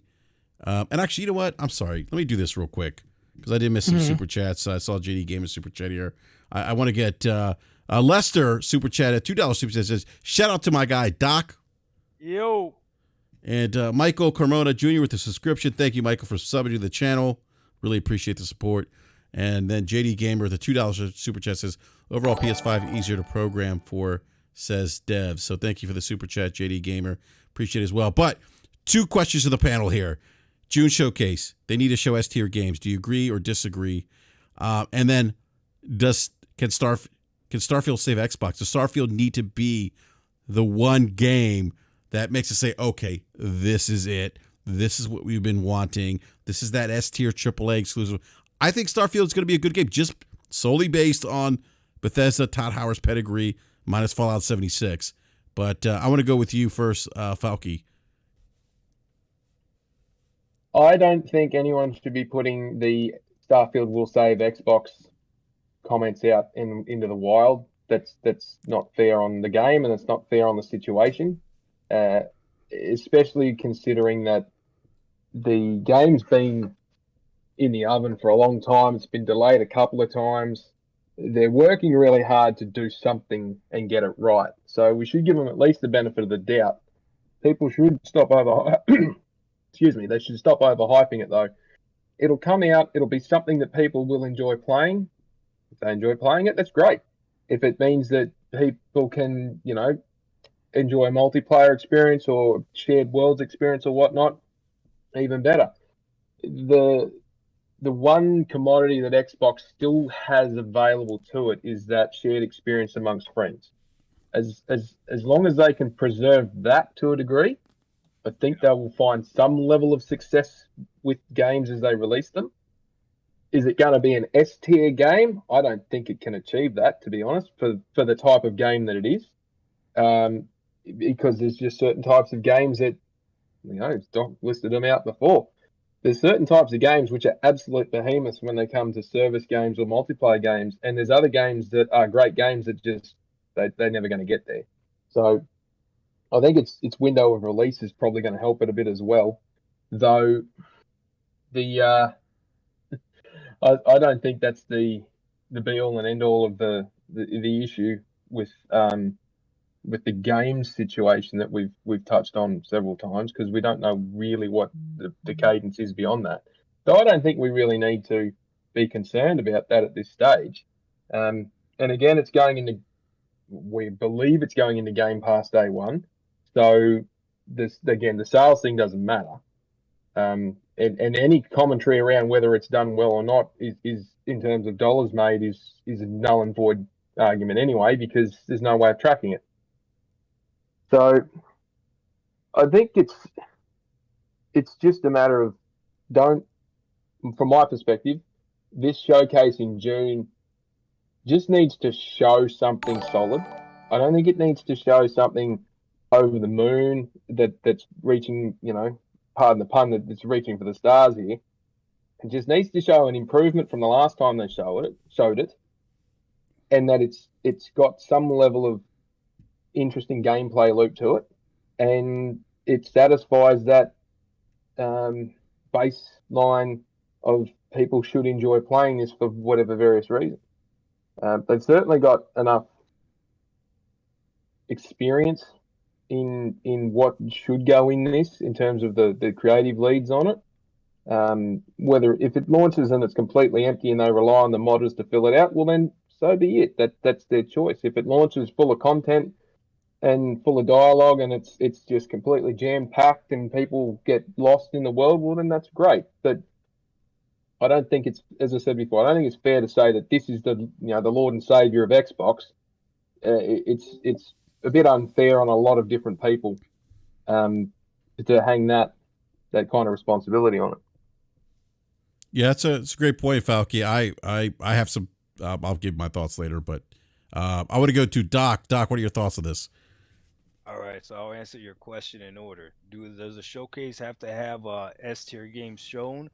That is 100% yes. I agree. No more Hi-Fi Rush was cool, but I agree. S tier games, and there's something else that you mentioned that to me is very important.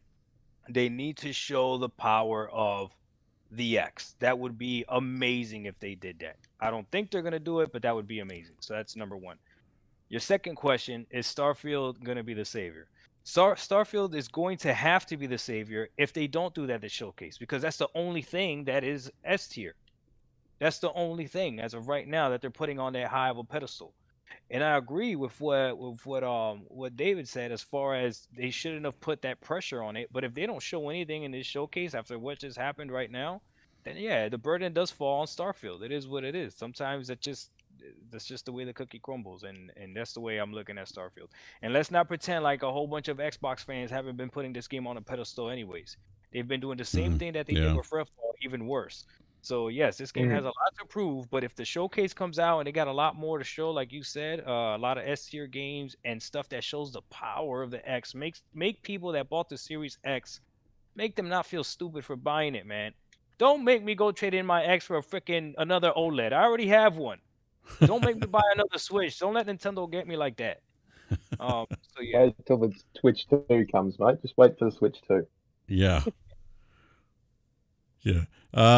Doc, is that it in terms of it? I don't know if you were okay. I'm gonna go to sorry. Yeah, go ahead. Sorry, I just got to quickly jump in. I got to scoot off for a meeting, so thanks for having me.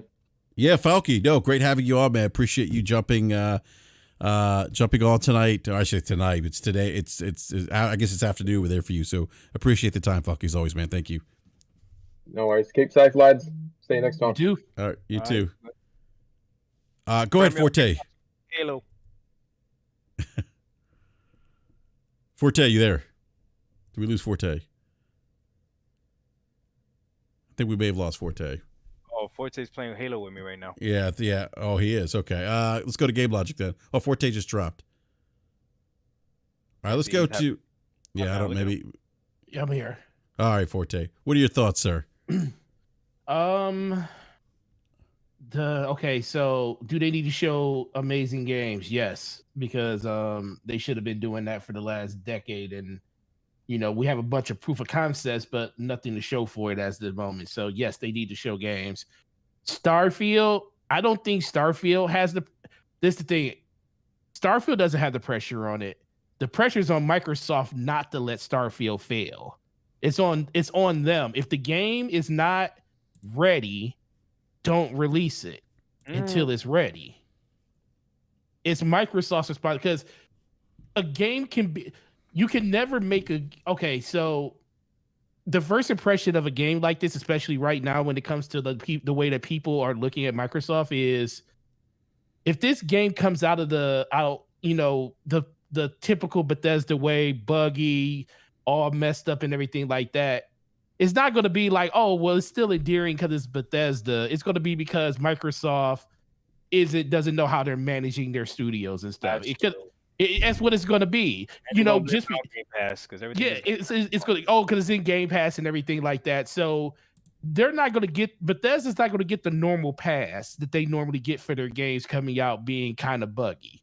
So it's up to Microsoft to finally lead and tell them and get that game where it's in a state where there is nothing wrong with that game, and make sure that game is the quality that it needs to be for the hype that's going to be surrounding it. And if that means that game does not release this September, then it needs to not release this September. I agree. You already had two instances already with two high-profile AAA games where you made decisions to release games when they were not at their optimal position to be released, in Halo and in Redfall.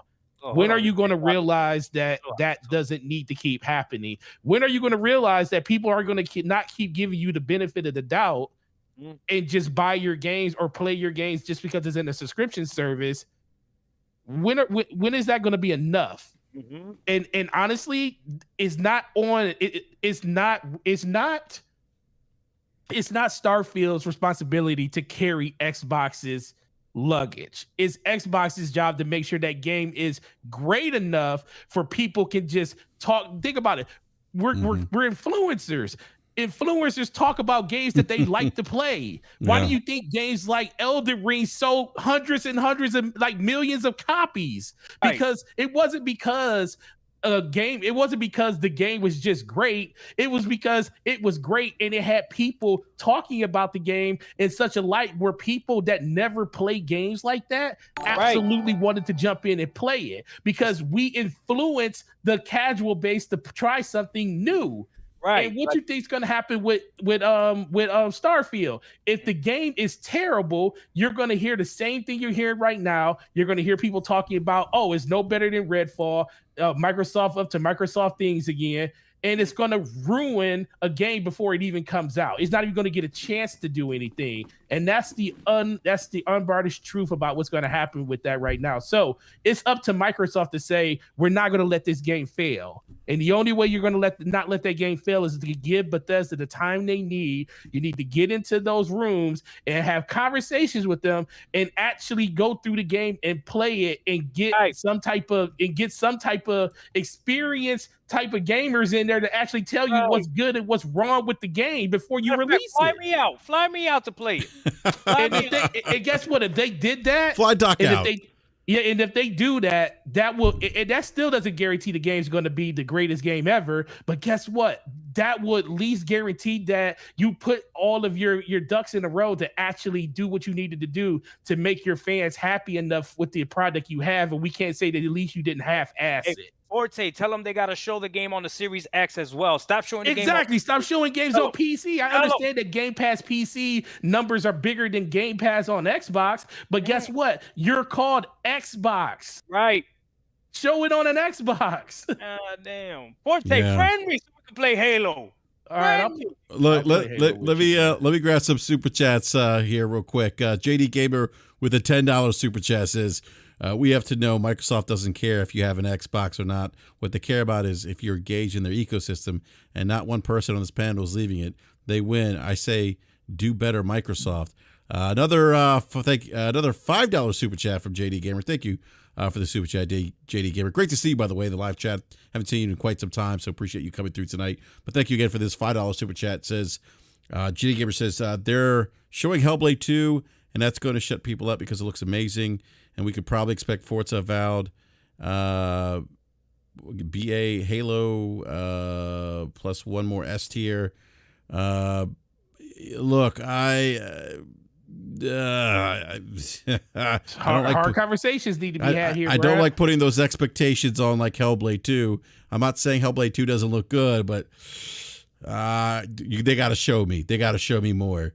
And then JD Gamer with a $10 super chat says Starfield will not need to carry Xbox because these showcases will change perceptions and expectations. People look forward to many games, not just Starfield. Ultimately, that's what we need. Look, again, JD, I gotta say, this is the issue I have with the community. As an Xbox fan, people tend to overhype the showcases, put a lot of weight.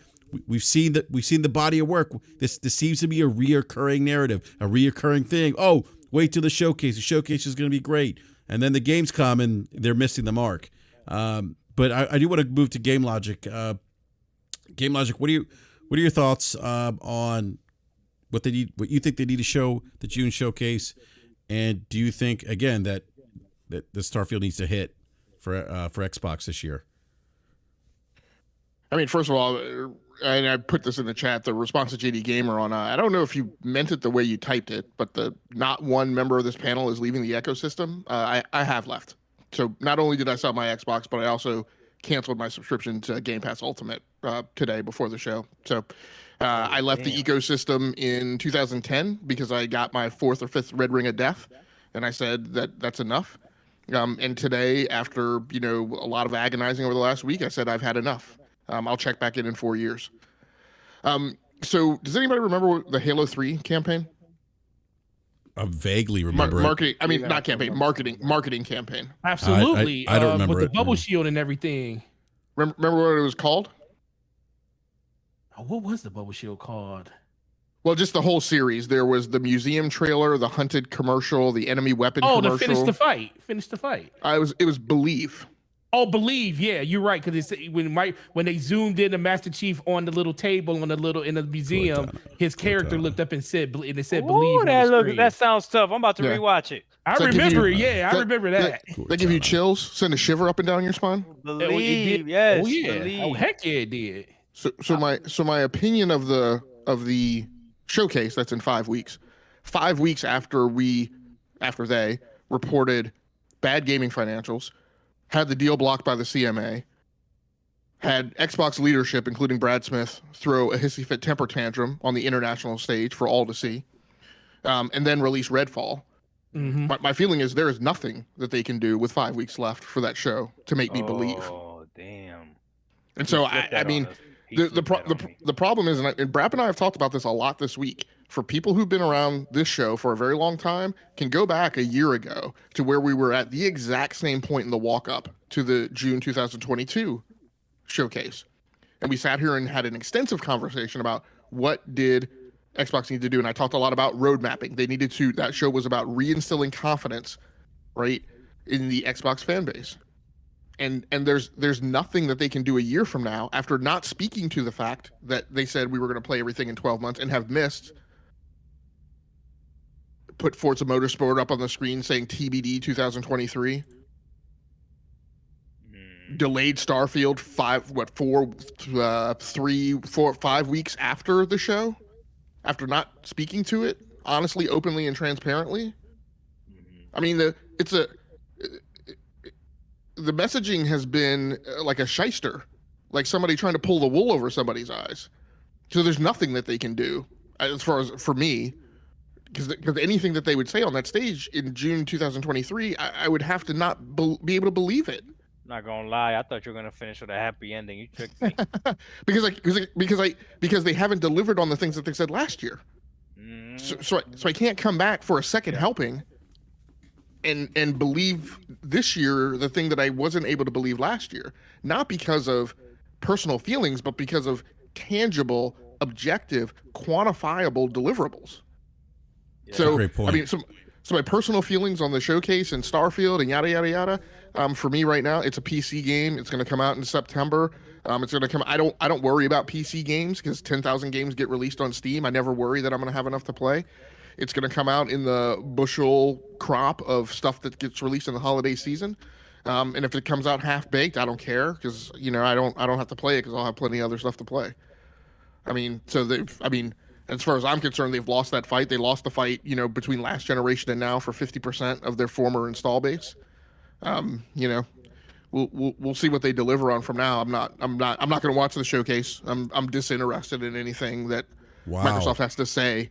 I'm only interested in what Microsoft actually delivers. That's a Game Logic. That's a great point, man. I mean, I'm not going to skip the showcase watching it. I will watch it, but I like to kind of what JD Gamer was saying. I don't that narrative. It's a broken record now. And again, I know this is a smaller sample size in Twitter, but there's a narrative going around. There's conversation. There's infighting in the fandom, in the Xbox fandom. I saw it today. There's a narrative going around that Microsoft isn't delivering the goods, that Microsoft is missing the mark. I mean, you hear influencers, you hear YouTubers, you hear media talking about Xbox. One of the more consistent themes of things I was hearing after the release of Redfall, listened to a couple influencers, a couple journalists. They were all saying Xbox needs a W. Xbox needs a win. And what was supposed to be their year 2022 has not been their year 2022. I think Starfield needs to be a hit. They need that W. You mean 2023? I'm sorry, 2023. I apologize. Thank you, Doc. 2023. No, that's crazy. That's crazy that you said that because 2022 they didn't release any first-party games and they're still doing better. Yeah, and 2023, Doc, was supposed to be the year of the Xbox, and here we are, Redfall, and now the ABK deal is blocked. The financials are looking shaky.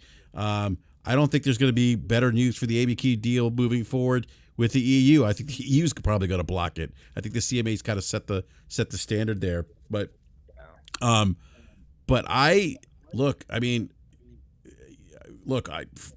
the marketing today, the June showcase, June 11th, come join us.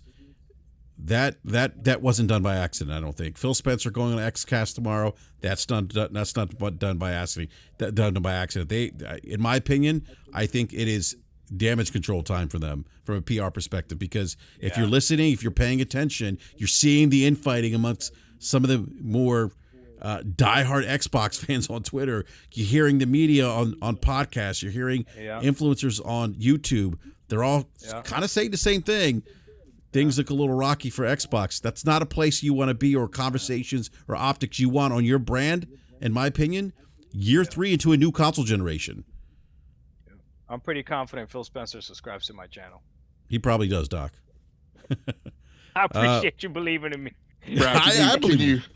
BRAP, can you please get this super chat? I'm begging you.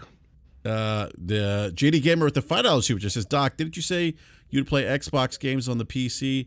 That's still their game and their ecosystem. Most of Xbox issues are feels and not quantifiable. Oh boy. So JD, maybe you're getting my voice mixed up with Doc's,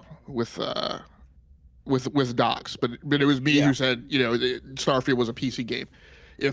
And you're talking to me about feels and not quantifiable. If you don't understand that me canceling my Xbox gaming subscription and removing $180 of revenue, again, we're talking small numbers, but just because you threw out the accusation of not quantifiable, if you don't understand that me pulling that $180 of revenue and then and how that compares to me buying potentially one game for Xbox from Steam, who then Valve gets 30% of that revenue. If you don't understand how that's a quantifiable delta, then I'm not really sure I really understand. If you don't understand to me what I said when I said you put Sarah Bond on stage, they said every game that was going to be shown was 12 months. That I think they showed 25 games, and I think 10 have landed, and I'm going to take one of those away because Redfall doesn't count.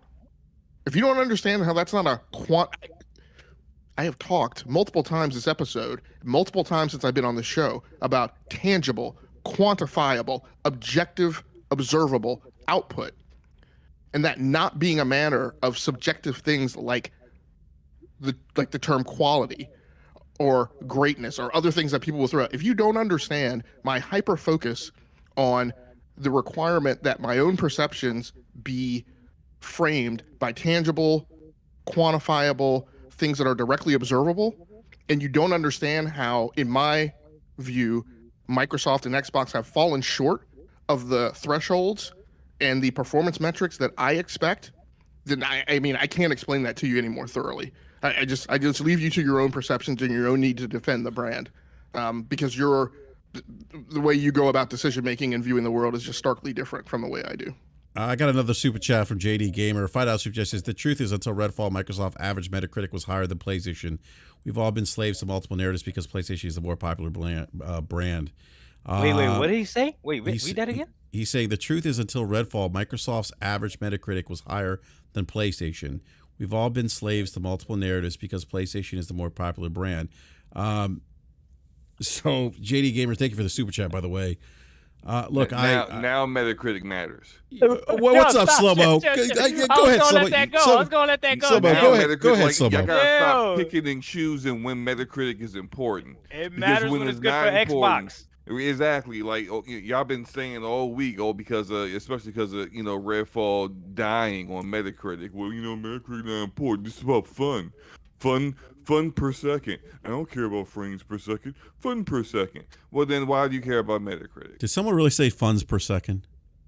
Yes, I definitely heard that, man. No, my God. I'm going to use that for my next video. But I actually like fun and frames. So Go ahead, Slow-Mo. Go ahead, right. It's sometimes, for a lot of us, you need frames to have fun. Because when you're playing a flip book, because the frame rate's so low, you're not having fun. Like, I'm sorry, like that some people just can't take any kind of criticism of this platform, but you're gonna have to accept it. Not everyone's gonna be a shill and just smile at every release that is subpar. And you know what? Again, you talk about quantifiable and being objective. For fuck's sake, some of those games that you're talking about that were incorporated into that average were games that were deployed to PlayStation. Right. Not what are we doing here? Not only that too, but I think everybody, including chat, is smart enough to know that Microsoft cares more about the subscription than they do about the actual sales of the game. So even if you were to buy a game on the Xbox, but you still unsubbed from Game Pass, that would probably hurt them more, I would argue. They'd probably be more worried about that. They are playing the subscription game. So when you mentioned, I'm not gonna lie, Logic, when you mentioned like you sold your Xbox, the first thing that came to mind was like, well, if you still subscribe to Game Pass, they're still winning. They don't care. But when you said I unsubbed from Game Pass, I was like, okay, no, he's for real. That's a huge difference. You unsubbed from Game Pass and you got rid of your Xbox, and yeah, it's that's a different ballgame. Now you're really not into the ecosystem, because there's a whole bunch of PlayStation fan that crap all over Xbox, and they're right now on Game Pass playing Redfall just to talk trash about it. And it's like, dog, you're just as bad as me. Like you still giving them the money. Yeah, not only did I unsub from Game Pass, but I actually renewed automatic subscription for my PlayStation Plus Premium. So you didn't have to do that. You see, that's vindictive. See, he didn't have to do that. You see, hey, all I care about is, do you still have the free Halo Infinite installed so we can still play Halo? Yeah, I was about to say that, Slow-Mo. That's right. Not for long. I've already committed to I'm not going back to Halo. There's no end date for season 3. I have Slow-Mo. First of all, I love you. Not only do I love you, but I respect you so much that one episode of Crossfire I was on, which I mentioned before, things that you said then and things that you said on the Scumcast the following night made me believe. I go back to that marketing campaign of Halo 3. That made me believe. And I went and I downloaded Halo Infinite and I installed it and I played it. And you know that I played it hard. I earned everything. Despite the fact that I had to make up time, I earned everything in the Season 1 Battle Pass, everything in the Season 2 Battle Pass, everything in the Great Scott Forte. What the frack did they call the winter extension of the whatever? Yeah, the winter. Whatever. Yeah, Winter Extension 1 and then Winter Extension 2. For them to then come out and put out Season 3 and put no end date on the end of it, like that scene with Kevin Hart in 40-Year-Old Virgin, I got to treat that as disrespect. Oh man, not Kevin Hart, 40-Year-Old Virgin. I don't like the way you're talking to me. Hey man, when they did that, watch your mouth. It was already a wrap. It was already a wrap for me. I told you when I saw that was a whole year for season 2, I was like, oh man, this is bad. And then they didn't put no end date on Season 3. They said, oh man, this thing can go into infinity. I'm like, I'm gonna say this, like absolutely. I feel you and I respect your decision 1000%. Especially, look, we're looking at like when did Season 3 drop? March 7th, I think. Yeah, March 7th. They have to June. They have till the June showcase to launch season 4 before they have already went back on the new 343 leadership has already went back on their word that the bad days are over. We got rid of all the bad apples. Frank O'Connor's race is behind. He out of here, bro. Don't worry about it. Why did it take it so long for him to leave, man? That's what I want to know. That's a great question. A guy that's openly racist on every gaming forum that's out there. A guy that actually advocated, hey, did you work at Bungie? All right, get the F out. We don't want you here. But are you surprised Xbox leadership follows homophobes and xenophobes on Twitter? So, you know, maybe you shouldn't be so shocked that Frank O'Connor stuck around so long. But go ahead, Slomo. Yeah. No, I'm just like out of all that, this guy is the last of the leadership to finally go. The last, like, the guy was like, it's like they couldn't find him or something. Like they got rid of Bonnie Ross. They got rid of Kiki's dumb behind, screwing up the Halo TV show. And I love me some Kiki Frank Wolfkill. O'Connor was like hiding in a closet somewhere or something. They just kind of like, hey, we want to fire him, but we just can't find the motherfucker. Like, where is he? And then finally, he goes out, goes to the bathroom. Where is he? Like, yes, Frank, you're fired. Like that, you took like 6 months to finally get you. He got fired in the bathroom. Yeah, he finally couldn't hold it anymore. Had to go to the bathroom. And he finally got him. It's just like, why does it take so long to get this guy out of here? The entire leadership. Why did upper Xbox leadership take so long to realize you gotta get rid of these people? It's not like Bonnie was killing it for a decade and then she just screwed up with Halo Infinite. She's been screwing up since the beginning. Master Chief Collection, Halo 4's multiplayer, Halo Guardians campaign, the lies. Oh, we're gonna have co-op. Don't worry, we'll never release another game without co-op. Very next game, no co-op. Like, why does it take you so long to get rid of her?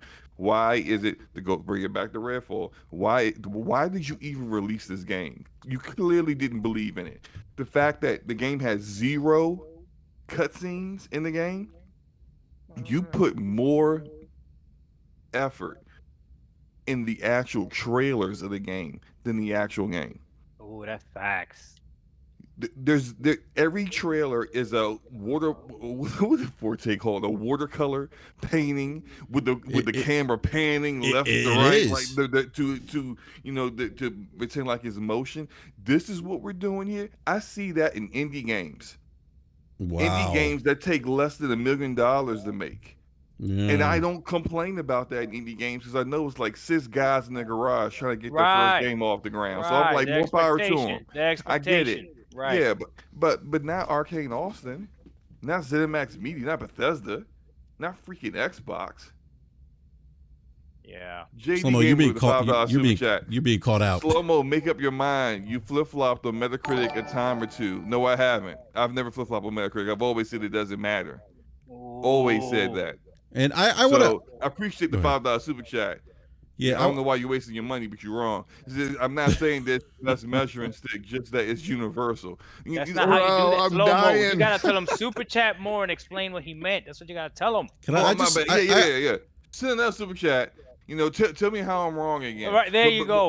But in What are you between doing, that, slow-mo? listen to this real quick, okay? Oh my So God. the only people that care about Metacritic are publishers and developers. Why? Because their bonuses are tied to it. That's Is it. that true? Is that Oh true? yeah, absolutely. Very famously, Obsidian missed out on a bonus on Fallout New Vegas Yeah, because they had to Really? have a 85 and they got a 84. And Metacritic is that strong? Yo, look, Yeah, there's tons of narrative bonuses. director James Garvin, who used to work for Sony Ben, said that if you don't have a high Metacritic score, then they aren't going. Then Sony will not greenlight sequels for your games. Damn, for real? Can I? Yeah. Can I So, chime I'm in? look- about to go in there and review bomb some games. I didn't think that review bomb mattered. Now I see. Oh no, bro. The real user Metacritic one. score, not the Yeah, user yeah, review yeah, score. Not the user scores. Oh, Oh, Doc's about to go in there and try to ruin We know people's that's lives. crap. Oh, I thought I had power, boy. I thought I had power. Doc, you trying to I was take about people's to- money, man. But that goes also further to my point that it doesn't matter for us because you can enjoy a game that has a low Metacritic score. It doesn't matter. Like That's I true. enjoy Look- Bleeding Edge. Bleeding Edge. No, talk wasn't a about great scoring. game. Talk about scoring. Amazing. Ah man, I don't know about scoring. Doc, But look, What are you Doc, you doing, love slow-mo? Doc, we need to have a conversation, It's man. fine. It's fine. What You you know, like doing? it's you can enjoy that ugly mess all you want. Like, but the thing is like we all enjoy a mid game for a time or two. That's but like to be out here like Metacritic. Slow-mo's doesn't scared to play matter. that game. Don't let him fool you. I played that game Score's for a 3 masterpiece, hours. ain't it? Okay? He played that game because somebody paid for him to play that game. And I uninstalled it on air too. But no, the purpose what I'm saying here is that it doesn't really matter for us because it doesn't determine whether a game is good or not to us. So for you to use Metacritic as a measuring stick of their games are of a certain quality when clearly there are people out here that, like in this community, that can't stand Deathloop but has a high Metacritic score. There are people out here that love the Order 1886, low Metacritic score. Like, you can't just say, because we had a high Metacritic score average until Redfall, which, like, what are you even bragging about? Is already now below PlayStation because of Redfall. That somehow, like you've made a point. JD Game, you haven't made a point. But I implore you to super chat again. Another point that we can potentially determine that isn't a point, but I want go to. for it. He said to his last point that last part of the super chat. He says, "I'm not saying that it's the best measure stick, just that it's universal. You know what's universal, JD Gamer? That Xbox is in third place in console sales. Well, we didn't have to say that. And there's a reason for that. There's a reason for that. We didn't have to say all that. Look, Doc, am I wrong? Well, sometimes the truth can be spun. You're in third place. Jesus, Doc. Trying to keep my channel going, Brad. What are you doing to me? I'm bad for business, man. I'm bad for Yeah, business. you're bad for business. Man. Slow-mo, stop it, super chats. Stop them. Hey man, look, man, you gotta. This is what you gotta do, Doc. You gotta cultivate an echo chamber, man. That's what you gotta do, man. You gotta go out there and fight the good fight. Listen, I'm telling you right now, I'm known more for my promotion of Game Pass than anything else. But that's looking shaky right now. This damn Redfall. Redfall messing everything up, man. You gotta hold on, man. Look, the more Xbox content creators that tell the truth, the more of a bucket of zealots that you can just gather for your channel, man. Just keep fighting the fight, man. But Like, Slow-mo, this whole week I've been having nothing but ponies in there just laughing at me. They don't even say anything. they just laughing. It's It's just LOLs. Yeah, it's just clown faces. Oh my God. A few of them literally went to my old videos and were like, "Where you at, Doc? Where you at?" I missed one day, just one day from dropping the video. Wow. They're like, "Where you at, Doc? for Where you. you at, Doc?" Yeah, like, "Where you at, Doc? Where you at?" I'm like, "Oh my God." Oh man, you're like, can I take a day off? Can I take a PTO? I just needed 24 hours to figure out how to spin it. Oh I man, think I that did good. I think I did good. that is funny. Oh, man. Let me get this last super chat here from $5 super chat from Lester. Says it's going to be really interesting to see if Redfall was made for Game Pass in mind, but how much money went into that project. Yeah, it was. It wasn't I mean, made for Game Pass. No, it wasn't. It was development. Yeah, before. This was in development before the acquisition of ZeniMax Media, and there was a version of Redfall that was in build mode. It was a build of it for PlayStation. So, like, if it was a Game Pass game, that wouldn't have been the truth of the matter. But apparently, it's PlayStation's fault. The way. Hey, look, man. No, I let's don't not know do what that. in the world Kay is talking about. Like, Kay is my boy, but God, I gotta talk to Kay. Like, what are you saying, man? What are you doing? Like that's crazy. Some That's crazy things are talk. PlayStation's fault, though. Some things are. This ain't. This is not PlayStation's fault whatsoever. This is the fault of Xbox and ZeniMax Media and Yeah, Bethesda. why? That's what I'm saying. Where's the account? They, Like this? they didn't. They have to. You have to make it. You can't be lukewarm with it. You got to either sit or get off the pot. You have to. If you believe in a game, fund it. Fund it. Give it the time that it needs. Like whatever Redfall is, whatever they attempted to do with it, they failed. Like whatever kind of genre you're trying to go for, it's a failure. And not having any cutscenes in the game, you clearly did not give it a budget. It's obvious. Who told all these studios that we want this untethered co-op? Where did this come from? Oh no, that came from State of Decay too. Who wants this? You'll be at that end of the map, and I'll be at this end of the map. Like what? If we're gonna play together, we're gonna play together. And that's the reason why we can't do 60 frames, because it's untethered co-op. You remember when Gotham Knight said that? It's like, who told you we wanted this? Who? Why is everything gotta be open world? Who told you what? And I swear to God, if I play another game with a goddamn skill tree, I'm tired of skill trees. Give me the superheroes with the powers that they already have. No, Stop making me choose what it's supposed to be. No, everything don't need to have damn skill trees. I'm tired of bad skill trees man. that don't do anything. That don't like. No. I'm playing God of War Ragnarok right now, and I could change this guy's wrist armor for what? For what? He's Kratos. How about you let him jump? How about you let him jump? His wrist armor? That's what you want me to change? Give me the upgrade where he could jump.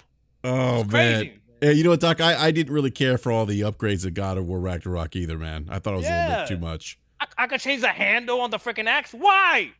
He's Kratos. He's Kratos. I hear you, man. Well, look, gentlemen, I do. It's almost 11:30 here. BRAP needs to go to bed because I gotta get up early. But I'm gonna give a big shout out to everyone in the live chat who hung out with us tonight.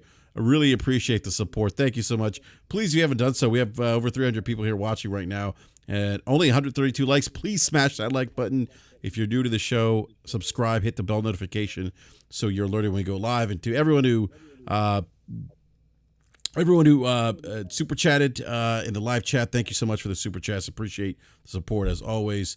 Thank you again, JD Gamer. It's great seeing you in the live chat. We haven't seen you here in a long time, but appreciate you coming by as well. Want to give a big shout out to Falky, who was here with us earlier this evening. Thank you, Falky. And also give a big thank you to our returning guest, Doc Dark. Doc, great seeing you, man. We got to do another show like about Halo Infinite and skill trees because I want to talk about this a little bit more. I just can't do it tonight. But Doc, it was great having you back on, man. Thank you. Hey, thank you, man. Thank you for having me back on. Thank you to the chat and everyone on the panel. Awesome show. I know last time I came on here, I had my cap level 1,000. The chat let me know about it, and I think I was a little bit more reasonable today. And I still threw my little jabs at Sony here and there when I could. It's just a really sad time right now for any true Xbox fan because Xbox is making all of us look really dumb, But it is what it is. I'm sure. Actually, I'm not sure. I'm not sure. Well, Doc, let everyone know where they can find you as well. Oh yes, thank you. So got my own channel here on YouTube. It's my same as my name, Doc Dark 1985. Come check me out. I am more Xbox and Game Pass centric, but I have a lot of PlayStation fans that watch my stuff as well. I also have a Twitch channel right now, and I'm currently playing God of War Ragnarok, making fun of all the upgrades. But come through, check me out. Shout out to Lester in the chat, left a few super chats. He's actually the one that purchased the game for me. He said, if I purchase it, we play it. And I said, okay, sure, I guess. and here I am playing God of War. Yeah, so find me on Twitch, Twitter, same thing, DocDark1985. Please friend me on Game Pass, on Xbox, and on PlayStation, and on Nintendo. It's all the same gamer tag. So if you send me a friend request, I will accept. Don't worry about it. I'm all about playing games with people. So go ahead and shoot me a friend request. No A few doubt. people actually shot me a friend request while we were on the podcast right now, so I appreciate that. No doubt. No, thank you, Doc. We're gonna have to run some Halo Infinite too, man. I'll have to add you to my my friends list. Also want to give a big shout to Forte and Slow-Mo. Gentlemen, you have a show tomorrow night, right? Yes, we do. 9 p.m. Eastern Standard Time on Game of Forte's channel. DPS podcast, Damage Per Second podcast. We will be going in. Exactly, we're gonna be going in. Well, you know, so I was hoping. Hold on, guys. Let it breathe. Well, you know, Slow-Mo, I really was hoping you were going to be able to show earlier because I wanted to pick your brain about because if there's anyone who knows looter shooters, it's Mr. Slow-Mo Backslap. And so I'm going to definitely. Sorry, I attempted to play Redfall again. It put me in a coma. Why, I didn't man? wake Why? up until just Wait, now, so I you- apologize. So you play Redfall, went to sleep, and woke up. But no, I'm definitely going to listen to tomorrow's show because, look, man, I can't wait to hear perspective on I got a Redfall as a lot looter to shooter, say. man. I know you do. I can't almost wait. wish I was hosting this week so I could actually show a lot of like when I talk about. I'm gonna. Yeah. I really want to show some like actual evidence of things, not just like when everyone is walking up behind vampires and the enemy cultists and they don't see you and you're just walking behind them and the AI is stupid, brain dead, dumb. But other things like the fact that a third of your skill tree is dedicated to multiplayer. But what if you want to play? What if you don't want to play multiplayer? Mm-hmm. So thanks for taking a third of my skill tree and dedicating to something I don't care about. It's just like exactly. what are you doing? Like it's bad. It's bad, and the fact that like none of the portions of the skill tree actually do any kind of significant changes or make the gameplay somewhat versatile for those characters. It just gives like incremental upgrades to like certain powers, and that's it. It's really blah. It's terrible, Yeah. and it kind of just smacks to me that like someone in the room was like, hey, we need to add skill trees to this. Because Right. Borderlands has skill trees. Because Borderlands did. And we got to have something that looks like Claptrap. But I digress. Right. Let's Yeah. have a character that has something that looks like Claptrap too. Oh, let's also have a character that has a bird like Mordecai. Exactly. Let's gate like every aspect of Borderlands. Matter of fact, get ready, pitch for it on the phone. Except for the actual gameplay and soul of it, Exactly. But no, My I'm character definitely has a looking at your purple perspective. umbrella, Slow-Mo. but I don't know what it does. It's supposed to block enemy fire and then shoot it back at them, but you actually need the enemies to shoot at you in order to. Oh, you didn't have to do that. You didn't have to do that. I can't wait to listen to DPS You tomorrow have night. to make Thank you, that. Slow-Mo. Don't do Yeah. that. Turn And- off his mic. You could Slow-Mo, let me know where they can find you on Twitter as well, man. Oh, Slow-Mo Backslap on everything. That's Kick, Twitch, YouTube, Twitter, All right. TikTok, OnlyFans, Slow-Mo Everywhere. Backslap. Oh, OnlyFans. Everywhere. Wow. Okay. And then That in there. we got OnlyFans. yeah, right. We got Gaby Forte, DPS on your man. channel tomorrow. Let everyone know they can find you, man. Yo, Gaming Forte, same thing as Slow-Mo said. Everywhere. Xbox Live, PlayStation, everywhere.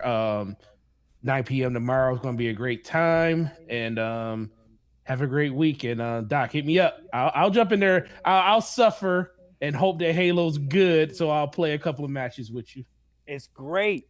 Listen, if you play ranked, I'll definitely jump in there. Because Slow-Mo, he refuses to play ranked. And That's it pisses all I me play. off. I only play ranked. Wait. Ranked in what?